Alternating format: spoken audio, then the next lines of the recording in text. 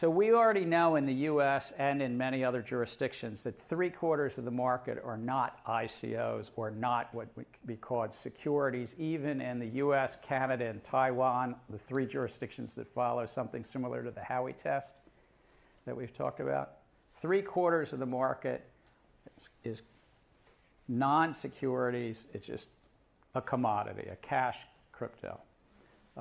So you'll hear debates about initial coin offerings and what's a security and what's not a security. Relevant and important debate, but for 3/4 of the market, it's not particularly relevant as a legal matter, as a regulatory matter. Brodus. It's a whole lot of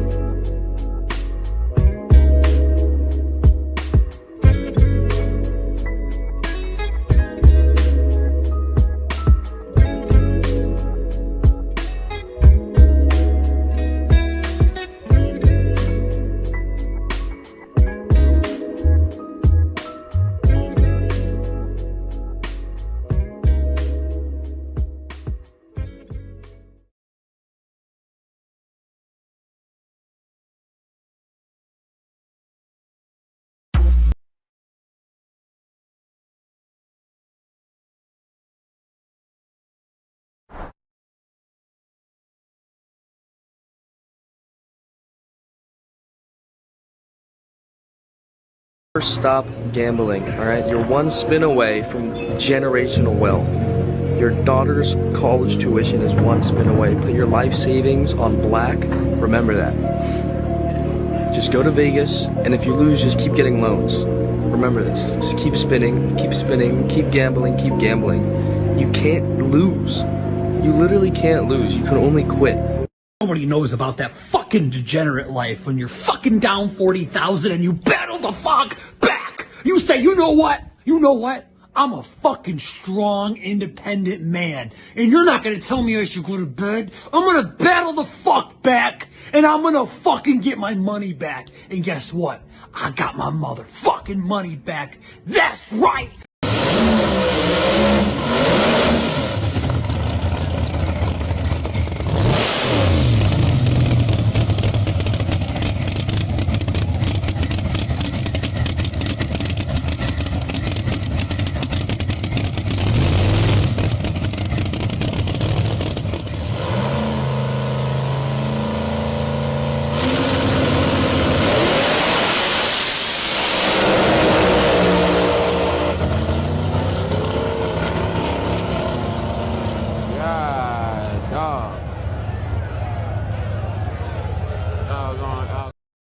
The average penis size in America is 5.5 inches. Guess what the average size at my company is? 8.3. But Royce, I was born with this penis. It's out of my control. Do you even watch porn, man? There are literally hundreds of ads for penis enlargement pills. Just click on one. They work, man! They fucking work! What, you scared? Scared of growing? Scared of having a big fat cock? If you don't want to grow your dick, you don't want to grow your clientele. You don't want to increase your salary. You don't have any drive. Where are your goals, man? Why the fuck would I hire somebody who doesn't want a big dick?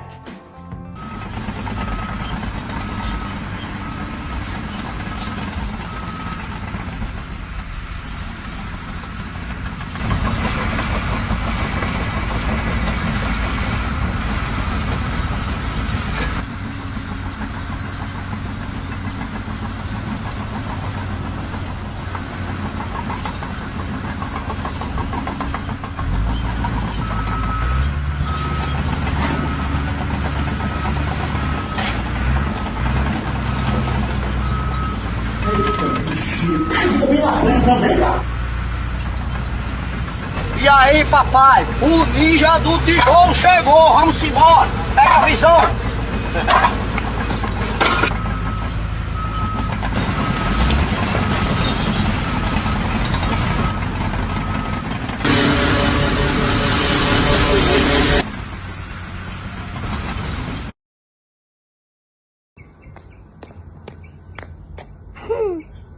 Baby, I heard you got a new man. You know where you want to be. It's purple. What the fuck are you wearing, bro? Yeah, man, got into crypto. Windfall, bitch. A couple of these altcoins in the portfolio went through the roof. And them NFTs I copped, yeah, up like 100x. Whoa. Thought my MetaMask wallet was gonna blow the server. IYKYK. If you know, you know. That's all I'm saying. Shit. It all tanked, bro. Some whales must have swam through. Rug pull on the NFTs. Market's on a downswing. ETH's dropping like a landslide. I'm hurting, baby. Bro, that was 2 seconds ago. You don't understand the game. It's brutal. You think you can Venmo me like $5, man? I'll get you back, I promise. Yeah, chill, man. I got you. Jeez. That go through? Yep. Took those $5, threw it down on a meme coin, a little gaming token I heard about on Reddit. Just did my research. Do your own research. It's not a big deal, so back to the moon. Hodl on this one all day. Oh, boy. You think you can Venmo me another $5? And we're going to talk about the Bitcoin halvening. Then the halvening is happening in April. And the design is to start cutting the Bitcoin in half. And for the miners, it will help increase the value of Bitcoin. So that's what our goal is, to increase the value of Bitcoin. But when you go all in on something, I would say that does take conviction. Now, your conviction might be How many coming from chairs are you first sitting on right now? one. Are you all in on the chair? The point really is you put on one pair of glasses. You've got one pair of AirPods right now. You're looking at me through one screen. You're using one microphone. That's a one microphone. Like, you trust it? Is that conviction? Seems kind of scary. Why don't you diversify? Why don't you use 10 microphones? The point really is things in your life. Do you drive in 10 cars at the same time or one car at one time? Do you drive down one street? Aren't you afraid that you're driving down one street? Do you take a different way? You know? So my point really is, if you're you get on one airplane, are you convicted? You put your entire family on the one airplane, aren't you afraid? 19 gifts received by Miss Grant from McMahon. This is disgusting. Ready? Go. Hit me with it. Clubhouse access tickets to the Belmont Stakes. Fuck! A massive box of chocolates and flowers. Oh my God, that's trafficking. $20,000 towards surgery paid directly to the surgeon's office. Trafficking. A pearl and diamond necklace. Trafficking. Blue cashmere knee-length cardigan. Trafficking. Blue cashmere and fur hat. Trafficking. Large bouquets of flowers delivered approximately every other week. If that's not trafficking, what is? A BMW 430xi. Shit! A golden diamond paved paperclip necklace. How dare he? $15,000 of Bloomingdale's gift card. That monster! He did all of this to manipulate her. This is the most disgusting thing I've ever seen. Asset. Well, Bitcoin is the best crypto asset. Okay. What's the second best? There is no second best. There's no second best crypto asset. There's a crypto asset. It's called Bitcoin, right? Right? There's no second best. Okay. But take all your money, buy Bitcoin, then take all your time, figure out how to borrow more money to buy more Bitcoin, then take all your time and figure out what you can sell to buy Bitcoin. And if you absolutely love the thing that you don't want to sell it, go mortgage your house and buy Bitcoin with it. And if you've got a business that you love because your family works for the business, it's in your family for 37 years, and you can't bear to sell it, mortgage it, finance it, and convert the proceeds into the hardest money on earth. You didn't have to cut me off. Think I like it never happened, that we were nothing. I don't even need your love, but you treat me like a stranger and I feel so loved. No, you didn't have to stoop so low. Have your friends collect your records and then change your number. I guess that I don't need that though. Now you're just somebody that I used to know. Now you're just somebody that I used to know. Now you're just somebody that I used to know.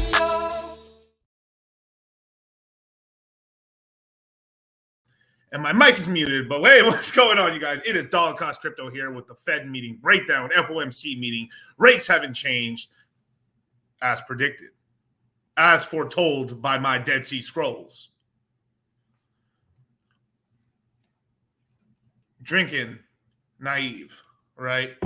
But I want to just one minute before we kind of get into the FOMC meeting and stuff. We're going to be doing a live breakdown of it. It just happened.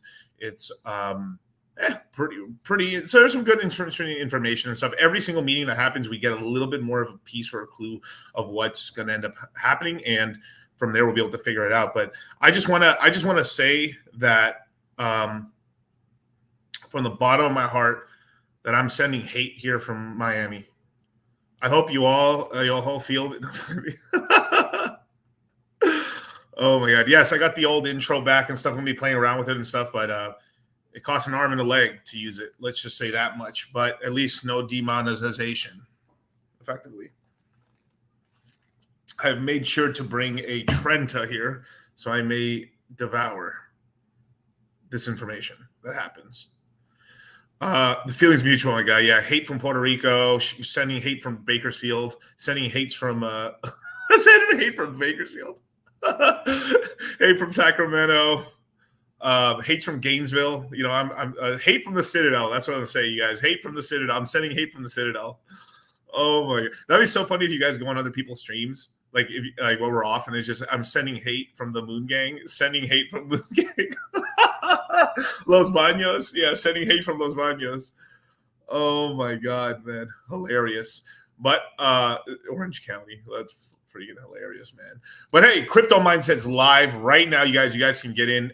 So I've got a little news event, 2 big news events. Okay, one for people who have signed up for the 4 beta 4. It's a very tragic name. I would have called it something else. But the live beta test that's out right now, V4, it should have called it V4 beta instead of beta. It just sounds so weird saying beta. I would have much rather called it like Omega 4 Alpha or something really cool like that, but whatever. Links are going out right now. Make sure. So obviously it was in a raffle system. So we had over 200 people sign up and stuff. There's over 70 spots that are going out right now. But you have to make sure to check your spam and your email and stuff. People are getting in right now through the Citadel links and stuff like that. So shout out to anybody who actually signed up for that, because if you are playing the game, you are going to receive yield farm points and stuff like that, which later on, I mean, this is a serious amount of Illuvium they're giving away. I mean, current price, I mean, I probably don't even have to look right now. The price is probably closer to like $18 to $20 million right now. So that's rewards that are going to be given out over time and then yielded out over a period of time. But it's some serious cash, man. So right now we are fighting tooth and nail to get more spots for you guys. And hopefully we're able to get even more spots. Pretty sure we are, man. So yeah, shout out to the real John F. Kennedy. Got in with your link, been playing the ILV beta, man. Congratulations, man. The real John F. Kennedy stays making money. That's right, man. Been playing the games at 3 a.m. Got my confirmation in the email this morning. Yeah, so links are still going out right now. And me and Charlie, as your financial representatives, no, JK, not financial advice. Yeah, sending hate and stuff like that. We are getting them to get more spots. So hopefully, it'd be really cool if eventually they just give us, because there's only 10,000 spots total, but I'm gunning for 500 of them hoes. That's what I'm gunning for, because I will fight for your rights to make this yield farm money. Vote for me. You know what? For the betas. Can't catch me. I'm the fastest thing alive. I was thinking about why so many in the radical left participate in speed running. Huh? The reason is the left's lack of work ethic. What? Go fast rather than do it right. And in a Petersonian sense... Petersonian? To elevate alternative sexual archetypes in the marketplace. Fastest hedgehog. Shadow, what the fuck are you talking about? You're a beta male, Sonic. So I guess some people can tell when I'm trying to be ironic sometimes, but when I say sending hate, I mean, it's just a joke, basically. Like, it's basically like, I love you, you piece of shit. So yes, Phobia FX, we are working on more spots right now. These very valuable spots, so they're being taken up. I think there's still like 20 more spots being sent out right now, last I checked. We have had the great Charlie go back to Las Vegas, and while I handle things here in Miami and stuff, so now CC and DCC are on both coasts of the United States, which is pretty awesome. We're autistic. We don't get irony. Jesus Christ. But and number two, because we've had so many people ask us, I mean, my God, I'm still going through all the Instagram DMs. So, hey, you guys, if you guys don't know, if you don't follow me on Instagram, shame on you, haram. You should be ashamed of yourself. You should follow the official manga release. I sent out links to everybody on Instagram and stuff like that. So I'm still responding to a lot of DMs and stuff. So don't worry. If you saw a DCC with a blue check mark, that's me. Duh, right? But for people who don't know, I'm gonna throw up the link right here. My link tree, which is right here, which I'll copy and paste it right now. It's got my YouTube and everything else you need, man. So if you don't know where to follow me, bam, this is where you follow me. The Crypto Mindset Q2 link is right here. The Citadel Access is right here. My Instagram, my YouTube, my Twitter, and the email list, all in one convenient place. Look at that. The stars are only ascending because our future is so fucking bright. Now, any update for the schedule? Yes, we'll have the updated schedule on tomorrow's stream, 100%. And so that's actually why I wanted to talk to you guys about too, because right now the Crypto Mindset course has been extended out to Sunday. So we, because of the change schedule, we were supposed to start, bringing the course out on Friday, but we were on the Fresh and Fit live stream, the live event and stuff with Wes Waston and a bunch of the other guys, right? And so we decided to push it out, and then basically we were on Fresh and Fit on Monday for you guys. Thanks you guys for showing all the support on there. But from that point on and stuff, so we've decided just to end it on Sunday. So you have until Sunday to get into the course. Don'tbepoor.com. Get in or go broke, basically, right? Now, here you go. Sunday's plenty of time to get in. Now, we do have a couple people saying, hey, I don't get paid until the next week and stuff. If you send us an email at support@cultivatecrypto.com, we will save your spot. If you send us a message after the point, you're out. I'm sorry. So Sunday, this is the longest we've ever extended it out because of just situations, because we ended up doing the live show and stuff with Fresh and Fit and stuff, and the yacht party and all that stuff. So our mistake is your financial gain. There you go.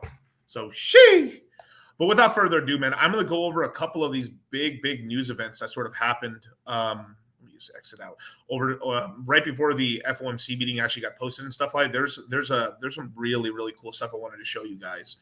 Now, this is called Financial Juice. I would highly recommend you guys follow this Twitter, really good Twitter account. They've been showing a lot of great information when it comes to the Fed. U.S. Treasuries announces the launch of buyback program for May to July quarter. First buyback operation scheduled on May 29th. And during this FOMC meeting, we are going to go over this fact that the Federal Reserve has been slowly letting their bonds roll over. Now, I will explain during the stream what that actually means, but and I'm going to go into much more detail once we get into the actual FOMC meeting. But letting the bonds roll over is essentially letting people pay you back on the debt, and this in fact ends up taking money out of the system, which kind of drives prices down, makes it harder for things to pump because there's less money and liquidity around. So that's what's going on. But now the U.S. Treasury is buying billions and billions of dollars of treasuries as well. This is the first time in many years that they've done this and stuff. So if you go down here, there's a really cool little info here. Wait, never mind. I might have to go somewhere else. Wait, hold up. Financial Jews. Interesting. So here it is. So cool little page right here. Tentative schedule for Treasury buyback operations. So starting May 28th, the Fed is going to slow down the amount of rolling off of the debt. So it means they're going to allow like recompounding of the debt. So that means instead of taking money out of the system, they're going to slow down the money out of the system. And now the Treasury is now going to help buy up some of the treasuries as well. There's kind of a whole restructuring that's going on right now in the debt right now. So the first amount that's going to be bought is $2 billion. So we got $2 billion that from zero to up to $2 billion, right? There's a maximum of 20 types of eligible securities and stuff from, if I remember correctly, mortgage-backed securities all the way to U.S. Treasury and T-bills and stuff like that. I haven't checked. Maybe there might be something to do with like municipalities and stuff like that, but I'd have to triple check, but just more or less like T-bills and stuff like that. So they can buy from zero up to $2 billion. Then literally 6 days later, you have another $2 billion that they could buy. Then 6 days after that, they're buying another $500 million. Then 8 days later, they're buying $2 billion. 7 days later, another $2 billion. 6 days later, another $2 billion. 8 days later, another $500 million. $2 billion and $2 billion. Jesus Christ. So they're going on a buying spree. And this is the first time the Treasury's done this in quite a few years. So basically we're getting a very weird, like obviously it's not true QE, but basically they are doing QE. It's QE without saying it's QE. Now, I mean, if you add all this together, right? Like, let's see, like 1, 2, 3, 4, 5. It's 10 billion, 11, about $15 billion. So they're buying about roughly $15 billion of bonds, and so they're buying roughly $15 billion of bonds within a few months. And then these bond purchases are happening almost less than 10 days apart on all of them, which is pretty insane. Some as short as like literally like 6 days apart. Crazy. But this is actually good because this is going to make the market a little bit better, and this is going to pump some more liquidity in there and stuff like that. Because obviously, what they're buying back is dog shit. That's what it is. So these $15 billion, they're buying $15 billion of bullshit. Basically toxic bonds, and then these guys get the cash, and then from there they go rebuy brand new bonds in the market. So the banks that are getting because all these bonds are going to be bought in the secondary market. This is not like they're buying brand new debt. This is secondary market purchases. So they're basically buying like, all right, sell us $15 billion worth of bullshit. Sell it to us. We'll buy it. The Treasury will hold it. The Treasury's used to holding bullshit. And then from there, on top of that, on compounded is that you have the Federal Reserve also holding off on actually dumping as many tens of billions of dollars of bonds that they're letting roll off and stuff. So interesting. And for anyone that was paying attention from when we were on French to Fit, oh, look at that. A while. CC, hey. I think you muted. I do the same. Dude, it's just like what we do. We always just forget the mute button. But we're coast to coast now, baby, nationwide. Coast to coast, baby. West to coast. West to east. East to west, baby. Just reminds me of that Dave Chappelle skit back in the Bush era when he was like, 40 nations ready to roll. Ready to roll, son. Like who? Huh? Who said that? We got the nation of Zimbabwe. We got the Japan sending PlayStations. we actually, we got quite the network. So we could probably come up with a cast of characters. Yeah. Now I want to say one thing. This is actually pretty cool right here. What's happening? This is the first time Charlie's ever joined me on an FOMC breakdown. It is, and actually, I'm very interested to kind of pick your brain on it a little bit because we were talking about this as I was like kind of landing and going through the Vegas airport here. We were just kind of, talking about the news, like what we're expecting of it and stuff. And it's like, it's like the Wizard of Oz, right? Like Jerome Powell's just like, doing all his things. And at the end of the day, they always make it more complicated than it needs to be, and part of that is probably also because they're hiding information to some extent in terms of, fudging numbers and different stuff like that. So it's very interesting, but at the end of the day, it's like what it does come down to. It comes down to, are they changing anything really? Because like that's the thing that markets hate the most, right? It's kind of like when you throw a pebble or a rock in the water or whatever, it's going to have some effect, right? And so it seems like the information today, they just threw another pebble in there instead of like it. Not like a boulder or something, they're not increasing rates, so it's not too crazy. But I want to pick your brain on like the details, the nuances, the minutia of all of this. Man. So here, you guys, I'll give you guys here the page right here for the Twitter account, so you guys can actually follow that and kind of get in. Like, I just recommended. This is the first time I've recommended one. I think it's. Go ahead. I was just going to say something stupid and say, I think it's the first time now that we've done a stream in a few days where we have different backgrounds.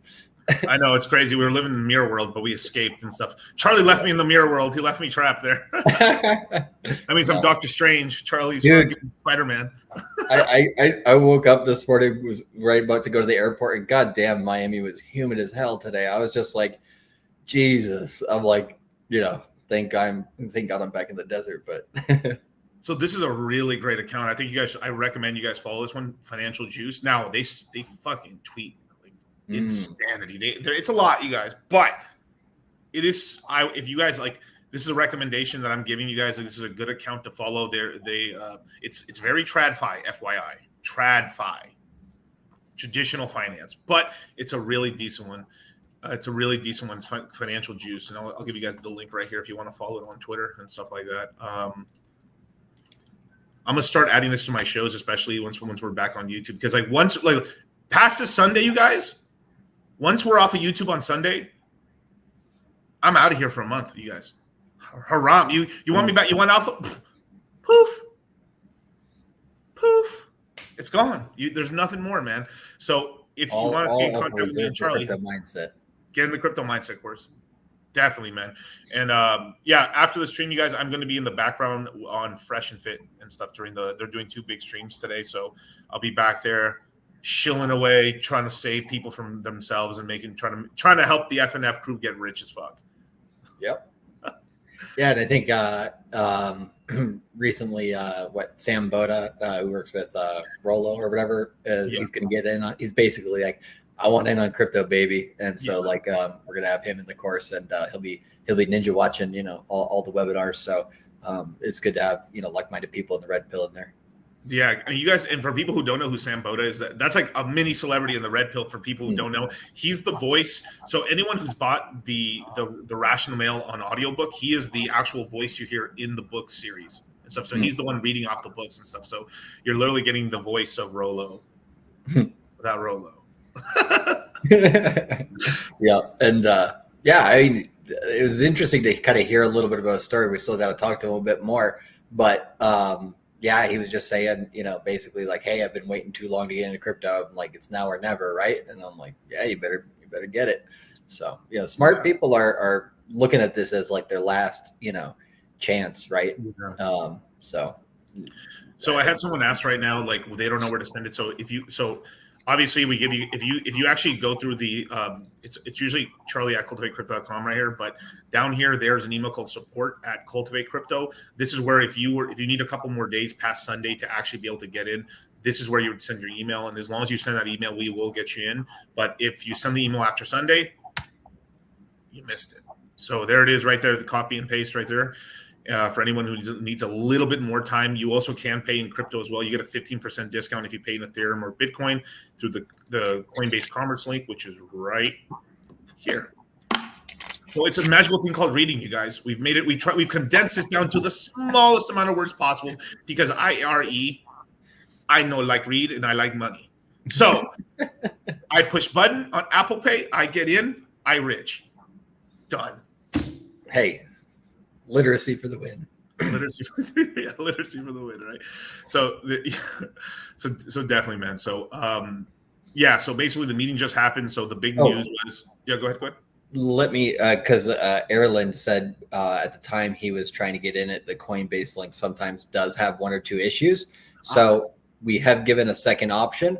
Let me grab the link here real quick on the back end, and basically I sent out a second email, which I'll put the link for in the chat there. So if anybody does have an issue with Coinbase, we have an Ethereum based address that you can send to as a backup, just in case. Now, I want you guys to know something, right? When we are on the internet, this is what is the internet's full name? It's the World Wide Web. The World Wide Web.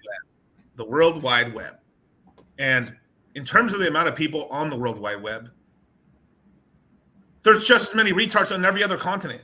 So, like the American school, like oh my God, I had this whole story, which I told a bunch of people about it already. I went on a 15-minute tirade of shitting on France. And then the only French woman who's like representing France, she's wrapped herself in, she's got her purse, she's got her back, she's wearing a cape essentially of the French flag. And she walks by while I'm berating French. I'm shitting on France. I'm shitting on I'm shitting on Paris smelling like shit and being a shithole. Everything you could imagine. He's like, I'm from France. And then I put my hand on her and I said, I love the French people, but screw the French government.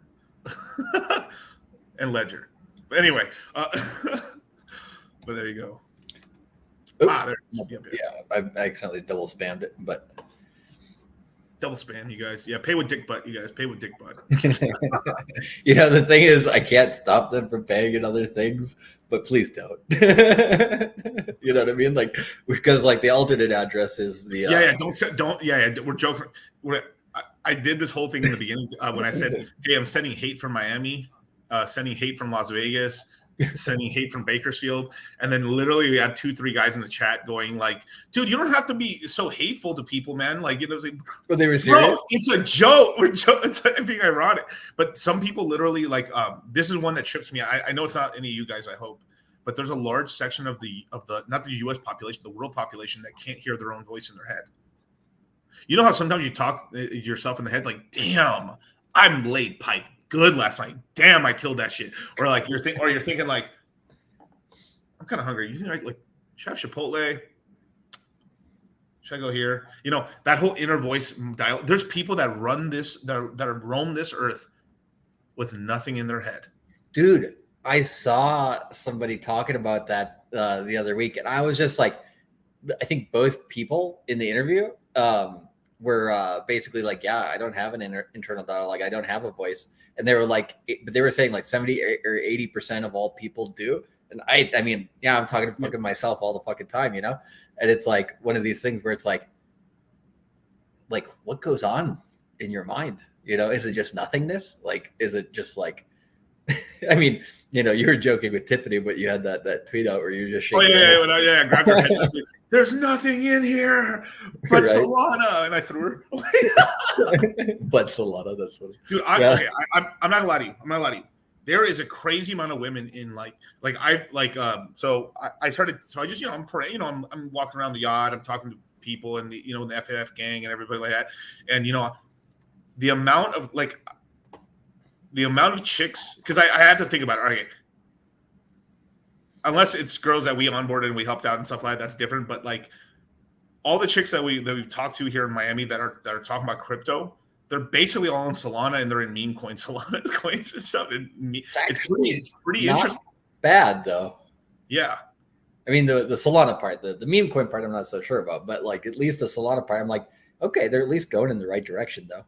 No, definitely there is, and like that's why I was like, I was impressed with the Phantom wallet. I've been playing, I've been playing around it for a long time now, but like, how much they really made it quite easy. And then like I was interviewing a couple people, even some people in the background of the FNF, and they were like aping into like $100,000 meme coins with $10 and having Charlie, stop. I mean, it doesn't surprise me. It sounds a par for the course, but yeah.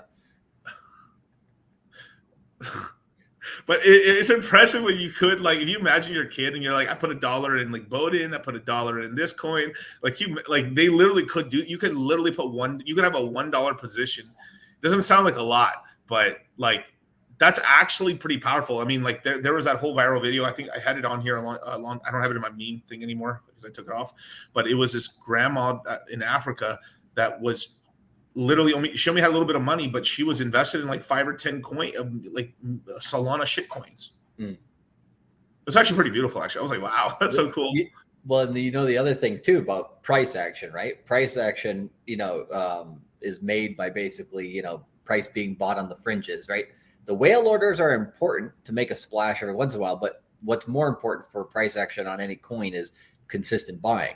So, the smaller the transaction, the more consistent or the more constant the buy pressure can be, because anybody can jump in, right? Which is really, really important for holding up price action. But then also if you're going into a pump and then you get all these minnows nibbling, right? Yeah. That's where and then all you need is a whale to kind of jump in there, and then all of a sudden you got the whole sea just bringing this shit to the moon. We need to make a meme like that. It's like all these sea animals that are like what do you call it, different crypto coins, like how in like the Guardians of the Galaxy all the dolphins go to the moon. Oh yeah. Guardians of the Galaxy. What movie was that? That was it was based on that book where it's like Hitchhiker's Guide to the Galaxy. Yeah.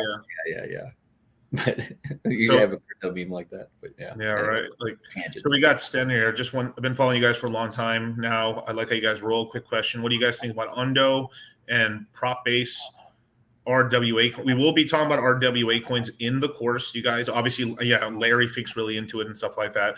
There's something we've been talking about, like on-chain assets happening at some point, and like especially the one I've always had my eyes on were, real estate on the blockchain, which has been pretty slow to grow, but at some point something will go viral. I've always kind of predicted it would have been next cycle, not this cycle, but we could get this. This is how it starts. It's a little seeds in this cycle, and then we get the big pop in the next one. You know, because I mean every cycle does take more and more capital in order to really pump and stuff like that. So and Nondo's of decent quality, but like there's a lot of RWA tokens that they just put in, like people want their coin to pump on the narrative. So it's, there are some that are vaporware that basically like, no, they don't really fit in that category, or they make a false promise towards that category. And then there's the ones that, like Ondo and others that actually are. So, just got to be careful with that. And then there is an intersection between real world assets and decentralized physical infrastructure. There are some projects which actually fit both categories.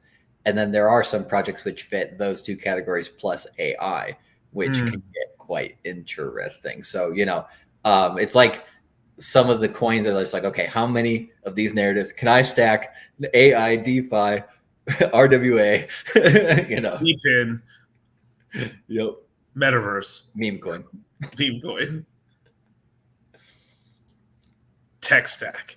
There we go. Full stack, baby. Let's go. One last question right here. I mean, just from Brandon. I have some friends who are in Amazon FBA sellers and stuff.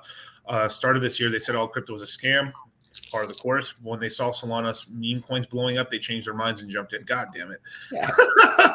But that's it's just hype stuff. I mean, that's the reason like every like older person that we've talked to here in Miami and stuff like that, or like a service worker, they're all in Shiba.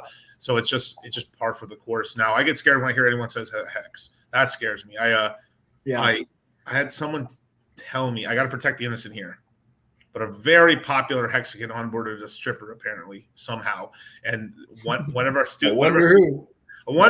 Yeah, I'm also not gonna name names, but yeah, I know who you're talking about. Tis not I.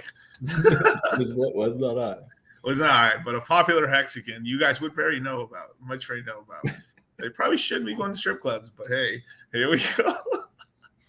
I won't judge. Yeah, no judgment here and stuff like that. So it was me. I knew it. There we go. Finally. So yeah, let's get into it, you guys. So let's do the Fed meeting breakdown. Let me just take this down real quick. Okay, cool. So yeah, we're gonna get into it, you guys. So we'll full screen it. We'll I'll pause the video at times if I'm going to add something in, or Charlie wants to chime in on something like that. And break this down. There's a lot of interesting information. A lot of times it sounds like it's the same shit, but the way there's something called Fed talk or Fed speak. It's double talk. Them just changing one little word makes mountains of difference. It's the same thing when Richard was streaming a lot, there was something called, I call it Richard talk, because I was used to listening to the Fed meetings and stuff all these years, that you would hear him change little things in streams, and then with that little thing in streams, you actually could tell quite a lot, because no matter how, if you don't have it 100% scripted written down, you're going to fuck something up at some point, because you'll slip up and say something a little bit more than you plan to, and you don't catch it, and then someone can actually figure some stuff out. So yeah. Spill all the tea, Jerome. Spill all the tea. I love the Jerome Powell memes that come out after each meeting. Like, fuck your puts, fuck your calls. Fuck your puts, fuck your calls. Yeah. All right, let's go into it.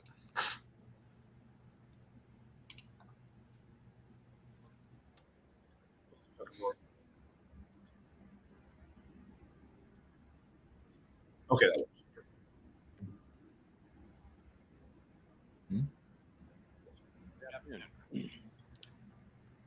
My colleagues and I remain squarely focused on our dual mandate. Right, 1 second. Audio good? Yeah, I can hear it. Maybe is it all the way up on the volume? Yeah, let me just double check. Yeah, let me just turn it all the way up. Okay, perfect. But it sounded good? Perfect. Yep. Cool. Now, this is one of the most powerful men in finance. This is what peak performance looks like. You may not like it, but this is what it looks like. Now, I had someone in the background ask me, like, this is crazy because, so like this is in the chats. They were saying, like, the crazy part is, like, this is probably one of the most straight shooters in terms of Fed governors that we've had in a long time. Believe it or not, people's like, I hate Jerome. Jerome's one of the better ones. Yeah. Believe it or not. Bro, you guys wouldn't be able to handle Ben Bernanke. Big Ben? Benny Bands? That man basically, that man effectively invented money printing, goddamn near. He made the market. Before now, obviously he took some credit from the Japanese, of course, right? But so when the 2008 crisis happened, it was Ben Bernanke who took over. Then we had some woman, we ain't gonna talk about her, did nothing, and then we have this man. So literally, she did nothing. Not surprised. Actually, did nothing. Hey, sometimes doing nothing is better than just don't fuck it up. Now, Black Label Expat, Greenspan was the best. So there's back in the 70s God damn it, now I go into story mode now. God damn it. So back in the 70s. Once again, here we go. We go into the fucking French. The fucking French. All right, so we had a gold standard.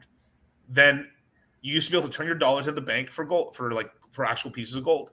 Well, a dollar of gold was a dollar of gold, whatever the weight amount was, right? Then the 1920s happened. A lot of people got very rich. It crashed. It sent everything to depression. A lot of the guys who got very rich with the stock market, which were mostly in telecom, which was radio, railroads, and it was basically whatever the technology companies at the time were. It was mostly radios. People got really rich on radio stations, radio companies, and railroads, and then infrastructure companies. People made fortunes on that. That's where all the money was made in the 1920s, and a couple Ponzi corporations. You got the Rockefellers, you got your JP Morgans of the world, getting all sorts of stuff. So me and Charlie back in the day, in the Charles Ponzi era, in our past lives, in our past lives, we were wheeling and dealing. I was somewhere in Mexico, somewhere, wheeling and dealing in the Mexican stock exchange, making fortunes in pesos, making money for the Revenge of Santa Anna, right? But so we're making all this money, and then me and Charlie get an idea. Yo, the economy crashed. The price of gold is really cheap right now. Let's start buying all the gold up. And so the big traders, all the people who made fortunes during the 1920s started buying all the gold up. And then guess what happened? A lot of these top traders would sometimes talk to it's just like, these best traders are getting hired. It's like, if you're the best of a profession, you're getting hit up from celebrities. You're getting hit up by people who possibly work for three-letter agencies, people who work for other governments. The Chinese didn't exist back then, but back then there was the fucking French. The French, America wouldn't have been quite as good as it was without the French. With Bonaparte, yeah. They betrayed their king twice. Let's be. Yeah. But you got to make sure to get rid of the British first. It's like British first, then French. It's like, what's worse, British or French? It's kind of a hard one to choose. It's a hard one. No offense. I'm talking about the governments, right? But I've heard the same about Americans. But it's crazy. Yeah. Speaking about the French, just randomly. You see how you can keep coming up with stuff with the French? It's insane, dude. I know. It's one of these things where it's like, they're some of the softest people when you do talk bad about their nation. Like, I've heard so much shit internationally when I go traveling about America that I'm just like, yeah, say whatever the fuck you want. I don't care. Oh, you mean like they can't take it? They can give it, but can't take it. Exactly. Not all of them, but most of them. I would say 8 or 9 out of 10 French are, like you're describing possibly. And then, 2 out of 10 I'm cool with. Like, one of my best buds in Tokyo is French, but I don't hold it against him. Rembrandt said, "Imagine being at war with France for 100 years." Terrible. But let's continue this little tapestry on. So essentially, big businessmen, some sort of corporations, as well as people who made sports. So basically, me and Charlie sold the top, made all the money. Stock market crashed. well, fuck. Now we're the richest people in America. We start hoarding the gold supply, and the government freaks out because during this crash, most countries around the planet would leave a lot of their gold reserves in America because America was the main trading hub at that time. We weren't the world reserve currency just yet, but basically we were the most powerful. We were essentially basically like the runner-up. We're like China at the time before 2008. We're like, oh wow, these guys are going to take over because Britain still had the reserve currency with the sterling pound. It took me many years to learn the word Niger, how to say that correctly. Niger. Oh, you see, I said it wrong again. Look at that. Whoa. But anyway. We got Money Gang Crypto in the house. Shout out to Money Gang Crypto, man. Sheesh. He's streaming with Hexy Bastard all the time. That's cool. Yeah.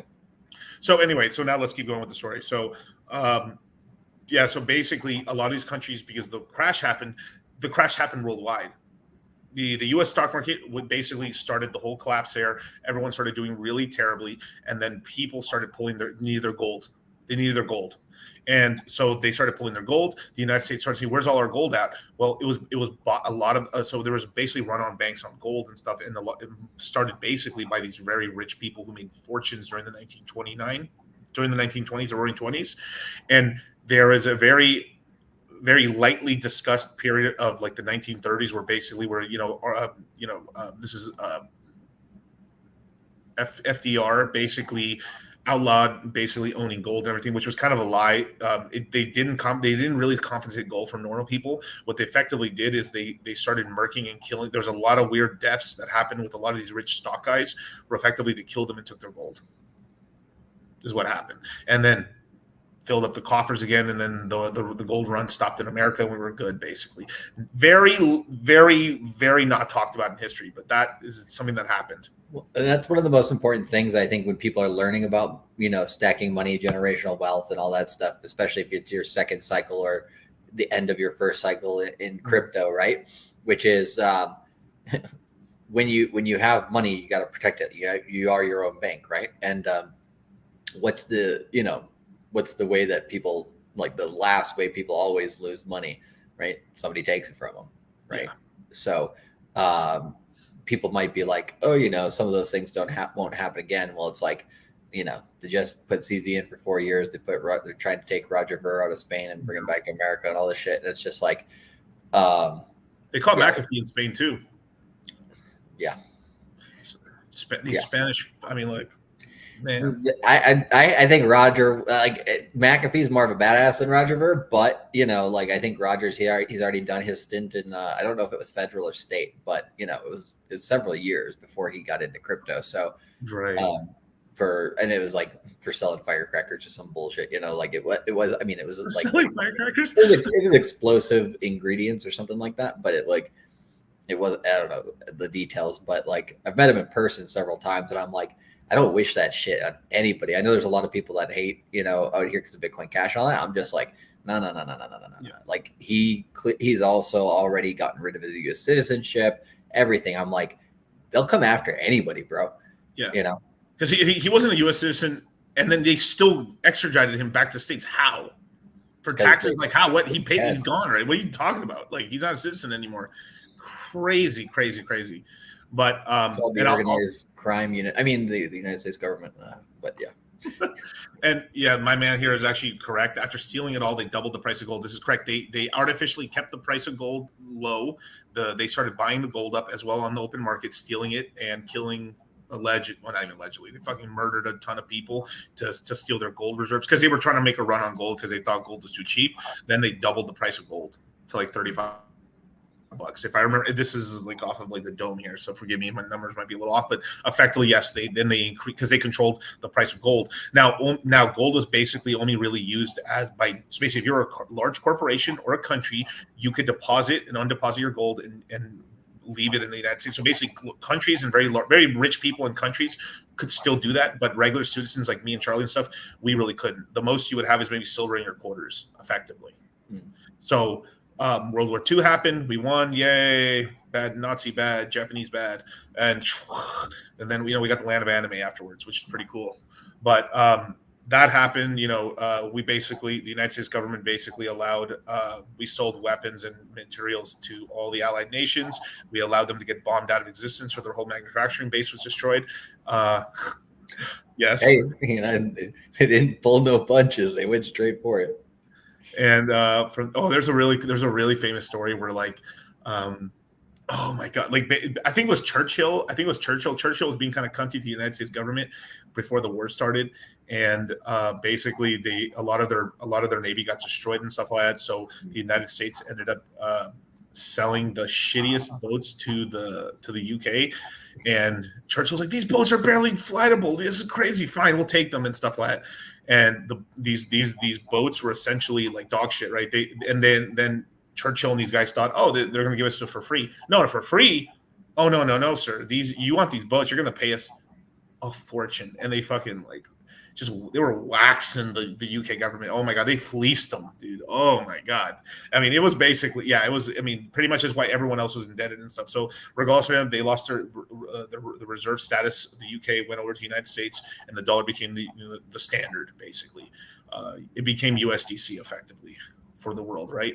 Now, as time went on, right, people started, they were, obviously the United States government wasn't trying to, but they were basically running a quasi, they were like, we're still in the gold standard, but not really. And then during that gold standard era, they were obviously printing more money than existed, but because it's still in this kind of like gold standard, the money printing they were doing wasn't that crazy. But at some point, the French government figured out, see, when I come back to the fucking French again, the French government figured out, holy shit, I don't think the Americans have the gold. So France started buying up a bunch of gold and said, we want all our gold back. And this basically caused the dollar to fucking price to collapse down and started run on banks. And internationally, it started this basically bank run on the United States. And this is when we started getting record high prices on everything. And then we had this war in the Middle East. And then this is where the U.S. government did deals with Saudi Arabia and saying all oil must be bought in U.S. dollars, and this basically restabilized the dollar, basically. And then we went from like a gold-backed country to oil-backed, military-backed money. And to this day, what backs a U.S. dollar? Lead. That's what does. Yeah, you die. Well, now lasers. Now, yeah, lasers. Make sure you guys you paint your roofs blue. Pro tip. But Jupiter good, yes. But one last thing because I mentioned earlier about the alluvium stuff. If you could sign up wherever you can, obviously use our link, because our link is still throwing out emails as you have yours. We could throw both of them in. Little birdie told me that maybe if you keep putting hats in the ring, I'll find it right now.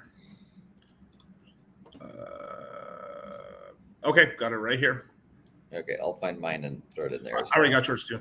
Oh, you got it. Oh, okay. Charlie, I'm a pro. Boom, there it goes, man.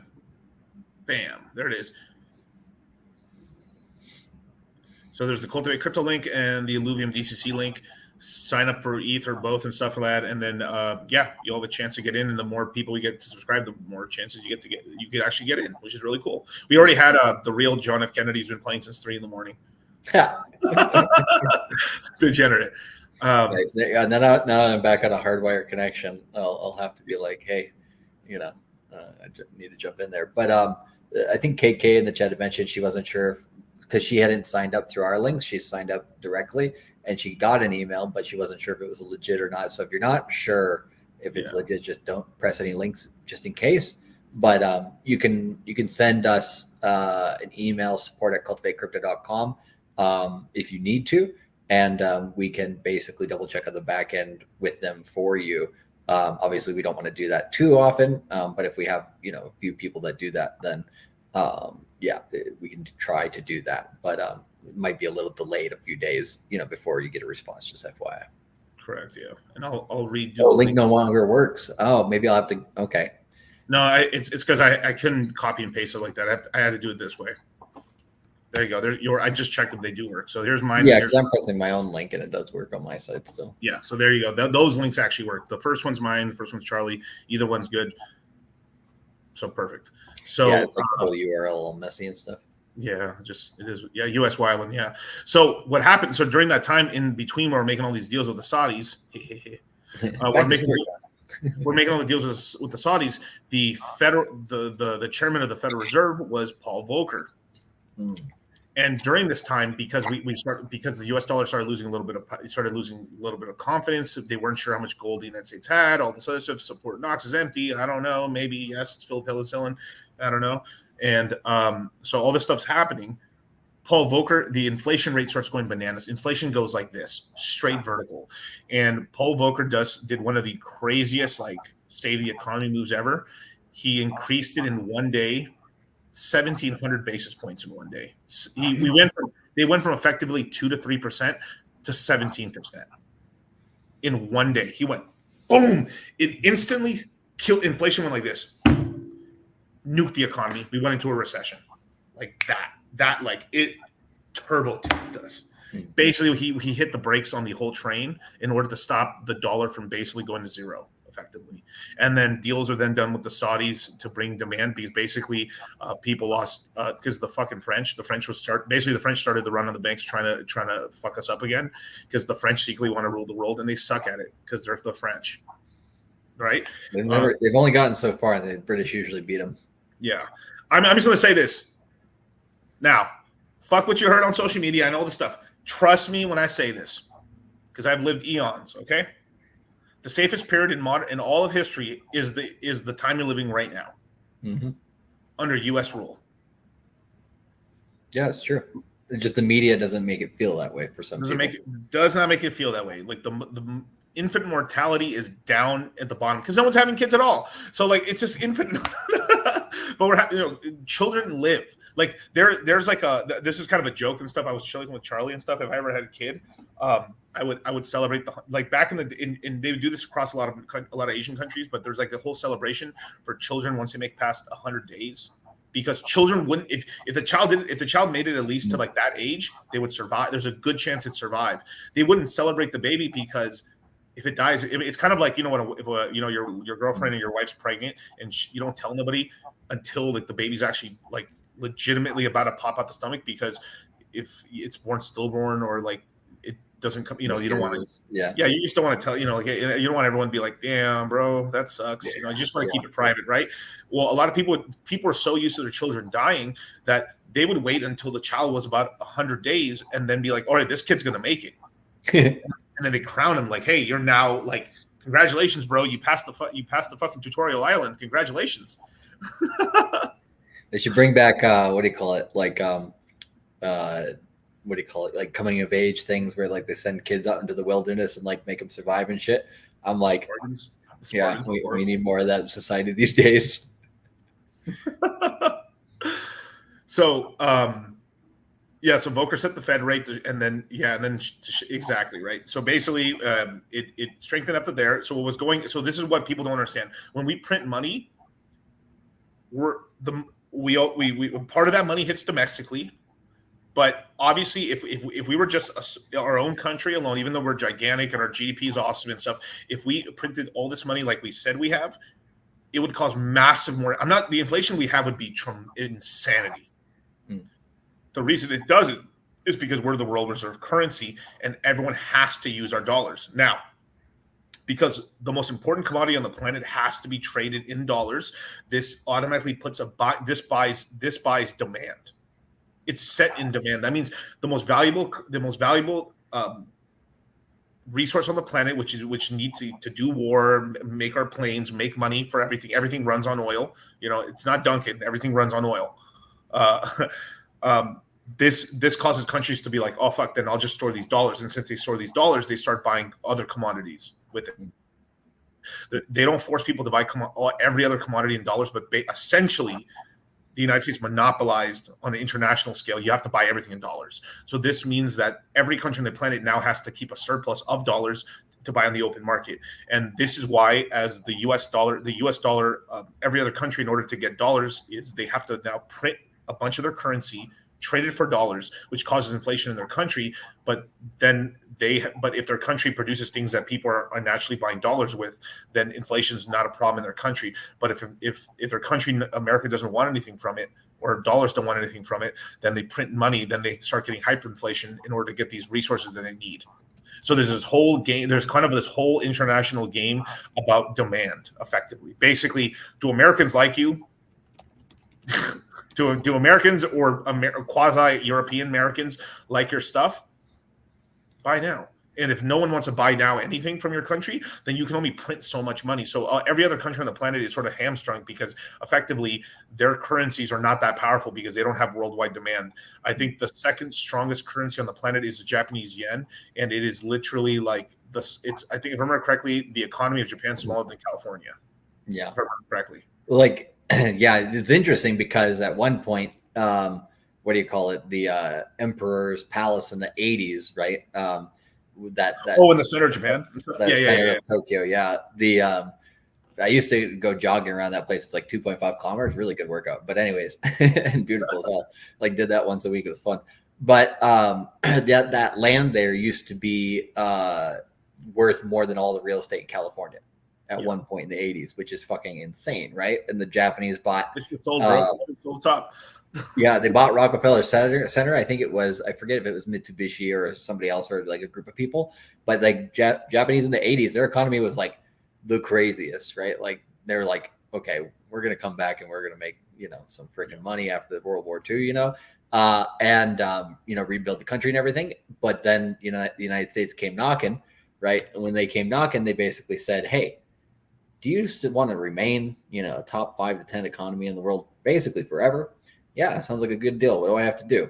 Well, all you have to do is cuck out your economy slowly, create a recession, make that recession last as long as you can. It ended up being, I think, 15 years from 1990 to like 2005 or something like that. And if you watch the documentary Princes of the Yen, this is exactly like they're taking bits and pieces out of that playbook to weaken their own economy in order to, basically prop up the Ponzi, right? Yeah. And they're doing that now, like on a larger scale globally for all countries. Like the Richard Werner did a really good video on Real Vision during the middle of the pandemic. And he was like, why do you think all this money printing is happening? You think it's because of COVID? You crazy? Right? Or are you stupid? But like, he didn't say it like that, but he was just I'm like, yes. Well, because we were talking about this a little bit in the airport today too, which was, before the pandemic, about October 2019, so about 6 months or so before all that went down, they basically started that repo market, right? So taking different pages of quantitative easing out of the Japanese playbook, and in Japan, I mean, they ended up, they're doing just fine. They just mainly are more domestic than international, but then they get to, stay a top 5 economy with the Bank of International Settlements. So that was their, dues. But now that the United States is basically like, okay, we're going to do these kind of secret ways to print more money in the economy.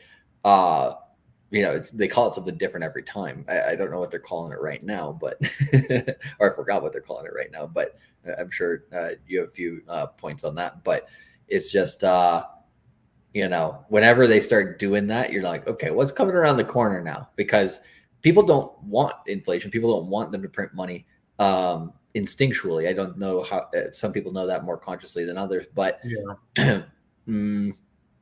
they always need a crisis, always an excuse, right? In Japan, the recession they created was their own crisis. So they created their own crisis in order to make an excuse to do what they did. And then they let in a bunch of foreigners and had them buy land in downtown Tokyo and stuff. And that's like, if you look at all of Japanese history, you watch the show Shogun, you just know like, oh my God, how much that just got to have pain to them. Like the politicians probably don't care, but the business people are probably like, all these foreigners getting land, goddamn, So yeah, it's just one of those things where it's like, I don't know, all those bits are never talked about, right? They're talked about, but they're talked about in the shadows and in terms of like the Fed never talks about them, the officials never talk about them, right? So it takes people kind of like keeping one eye open on that. So I don't know if they've been looking to increase the money supply. So if they do start, doing stuff to get more of that, then I would say, TikTok to watch, what excuses are they going to come up with this time, Yeah. So Yeah, that's pretty cool, right? But the reason we're going into all these stories is because this is the history and the stuff that you don't like. My Fed breakdowns are immaculate. Like I will actually, we'll actually teach you what's going down, what's actually happening, how to interpret it. Now, the only difference is basically a bit based off your own experience. You might be a slightly more negative or slightly more positive, which is the variance there. But we got a lot of new watchers. I mean, we have a lot of new FNF guys. I've had a lot of people DM me. They just subscribe to the channels. Shout out to the new FNF people who are coming over and just watching the channel now. But a lot of people don't know that whole history. That just took us up to Paul Volcker in the 70s. And so after Paul Volcker, right? They're like, "Thank you, Volcker, for saving us, but you also fucked us." Because economy bad, politicians do bad. If politicians do bad, I'm coming for your head. So they got Paul Volcker out of there, and then, but in back for all the gold guys back in the day were like, I mean, like if you ask, is like, well, it's sort of like I wasn't a really racist guy, a really racist like if you're asked it's such a bad metaphor, but fuck it, but like imagine you have a really racist white dude that hates black people, right? And he's like, I hate all black people, but that was one of the good ones. Like that's how they act. I swear to God, like these gold bugs. I've been around with these gold bugs for years. That's how they are. Oh, the Federal Reserve is fucking evil, but yeah, Paul Volcker was one of the good ones only. But like besides the rest of them, because he actually did the right thing. He fucking raised the interest rates and stopped the dollar from collapsing. But the rest of these get clipped. Hey, shut up. But the rest of them. What is white on white racism called? Is there a term for that these days? White on rice.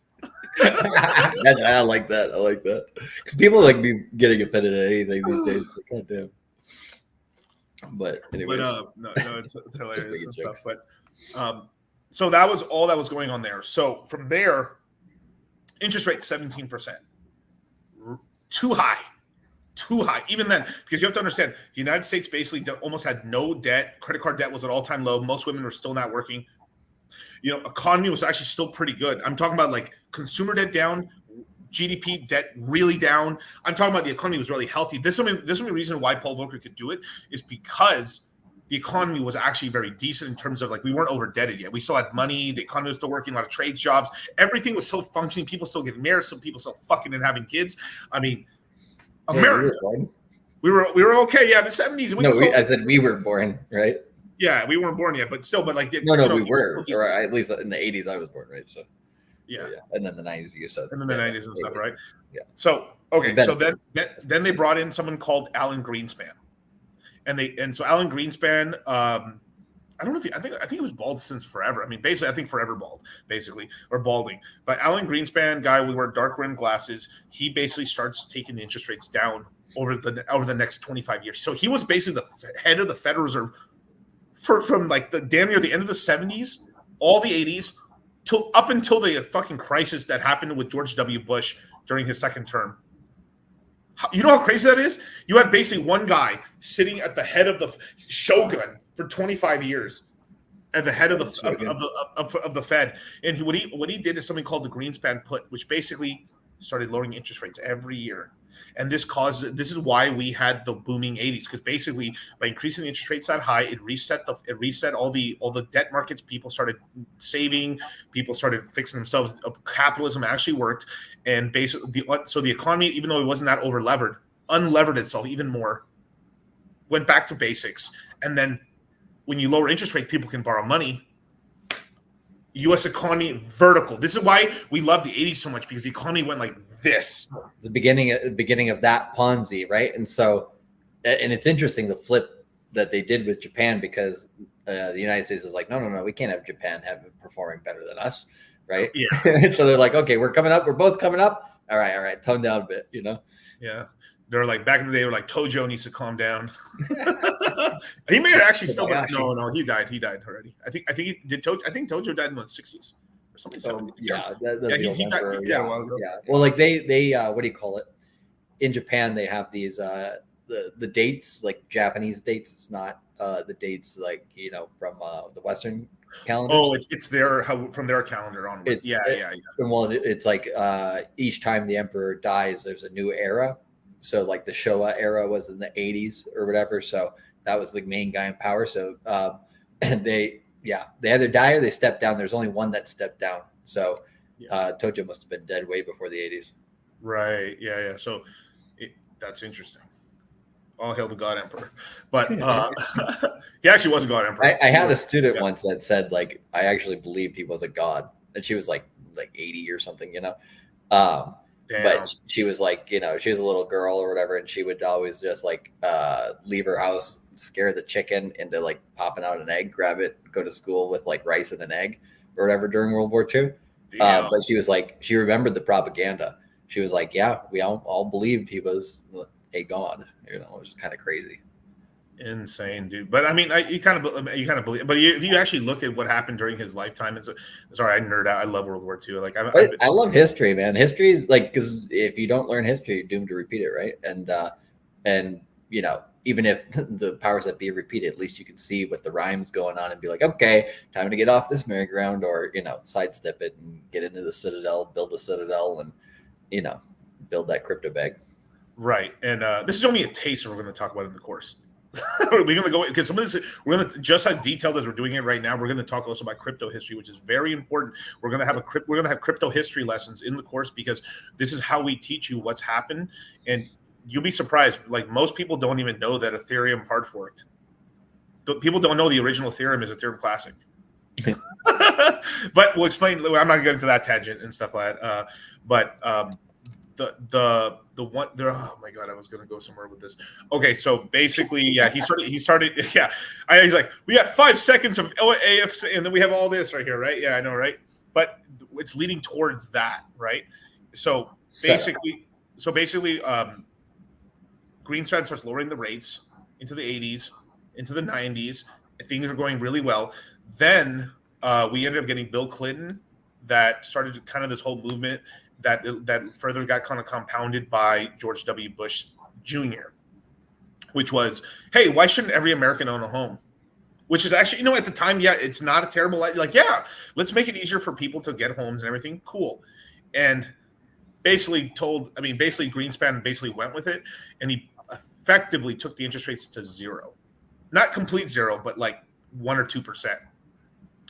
And effectively, it's like he started up here, and his job was basically to do this over 25 years.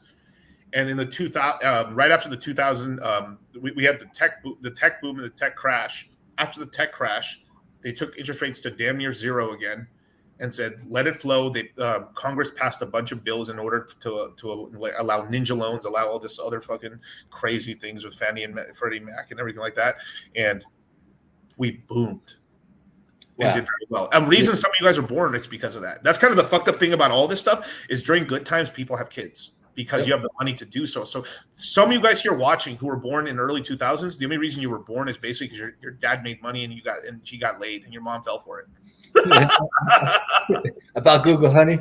It's true. I mean, you know, but that's what happened. Like, if you were born in the very late 1990s, it's because your mom and dad made a bunch of money on tech stocks, basically, or tech related companies were hiring tons of people. That's kind of what it is, because some of these tech bros are making money. People are building houses, and that's the reason some of you guys were born. Now, and then the housing boom. That's the reason a lot of you guys were born. There's a lot of kids 2001, 2002, all the way to 2008 were because of that.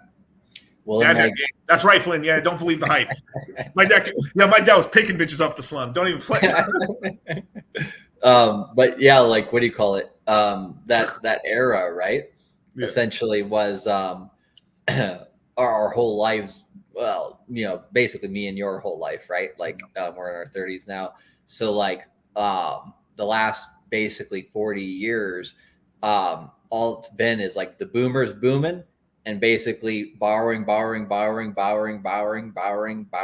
a fucking crazy ass Ponzi. And Bernie Madoff was the number one, like, you know, lead on all that. And then you basically got that broken right when we came of age and graduated high school and university.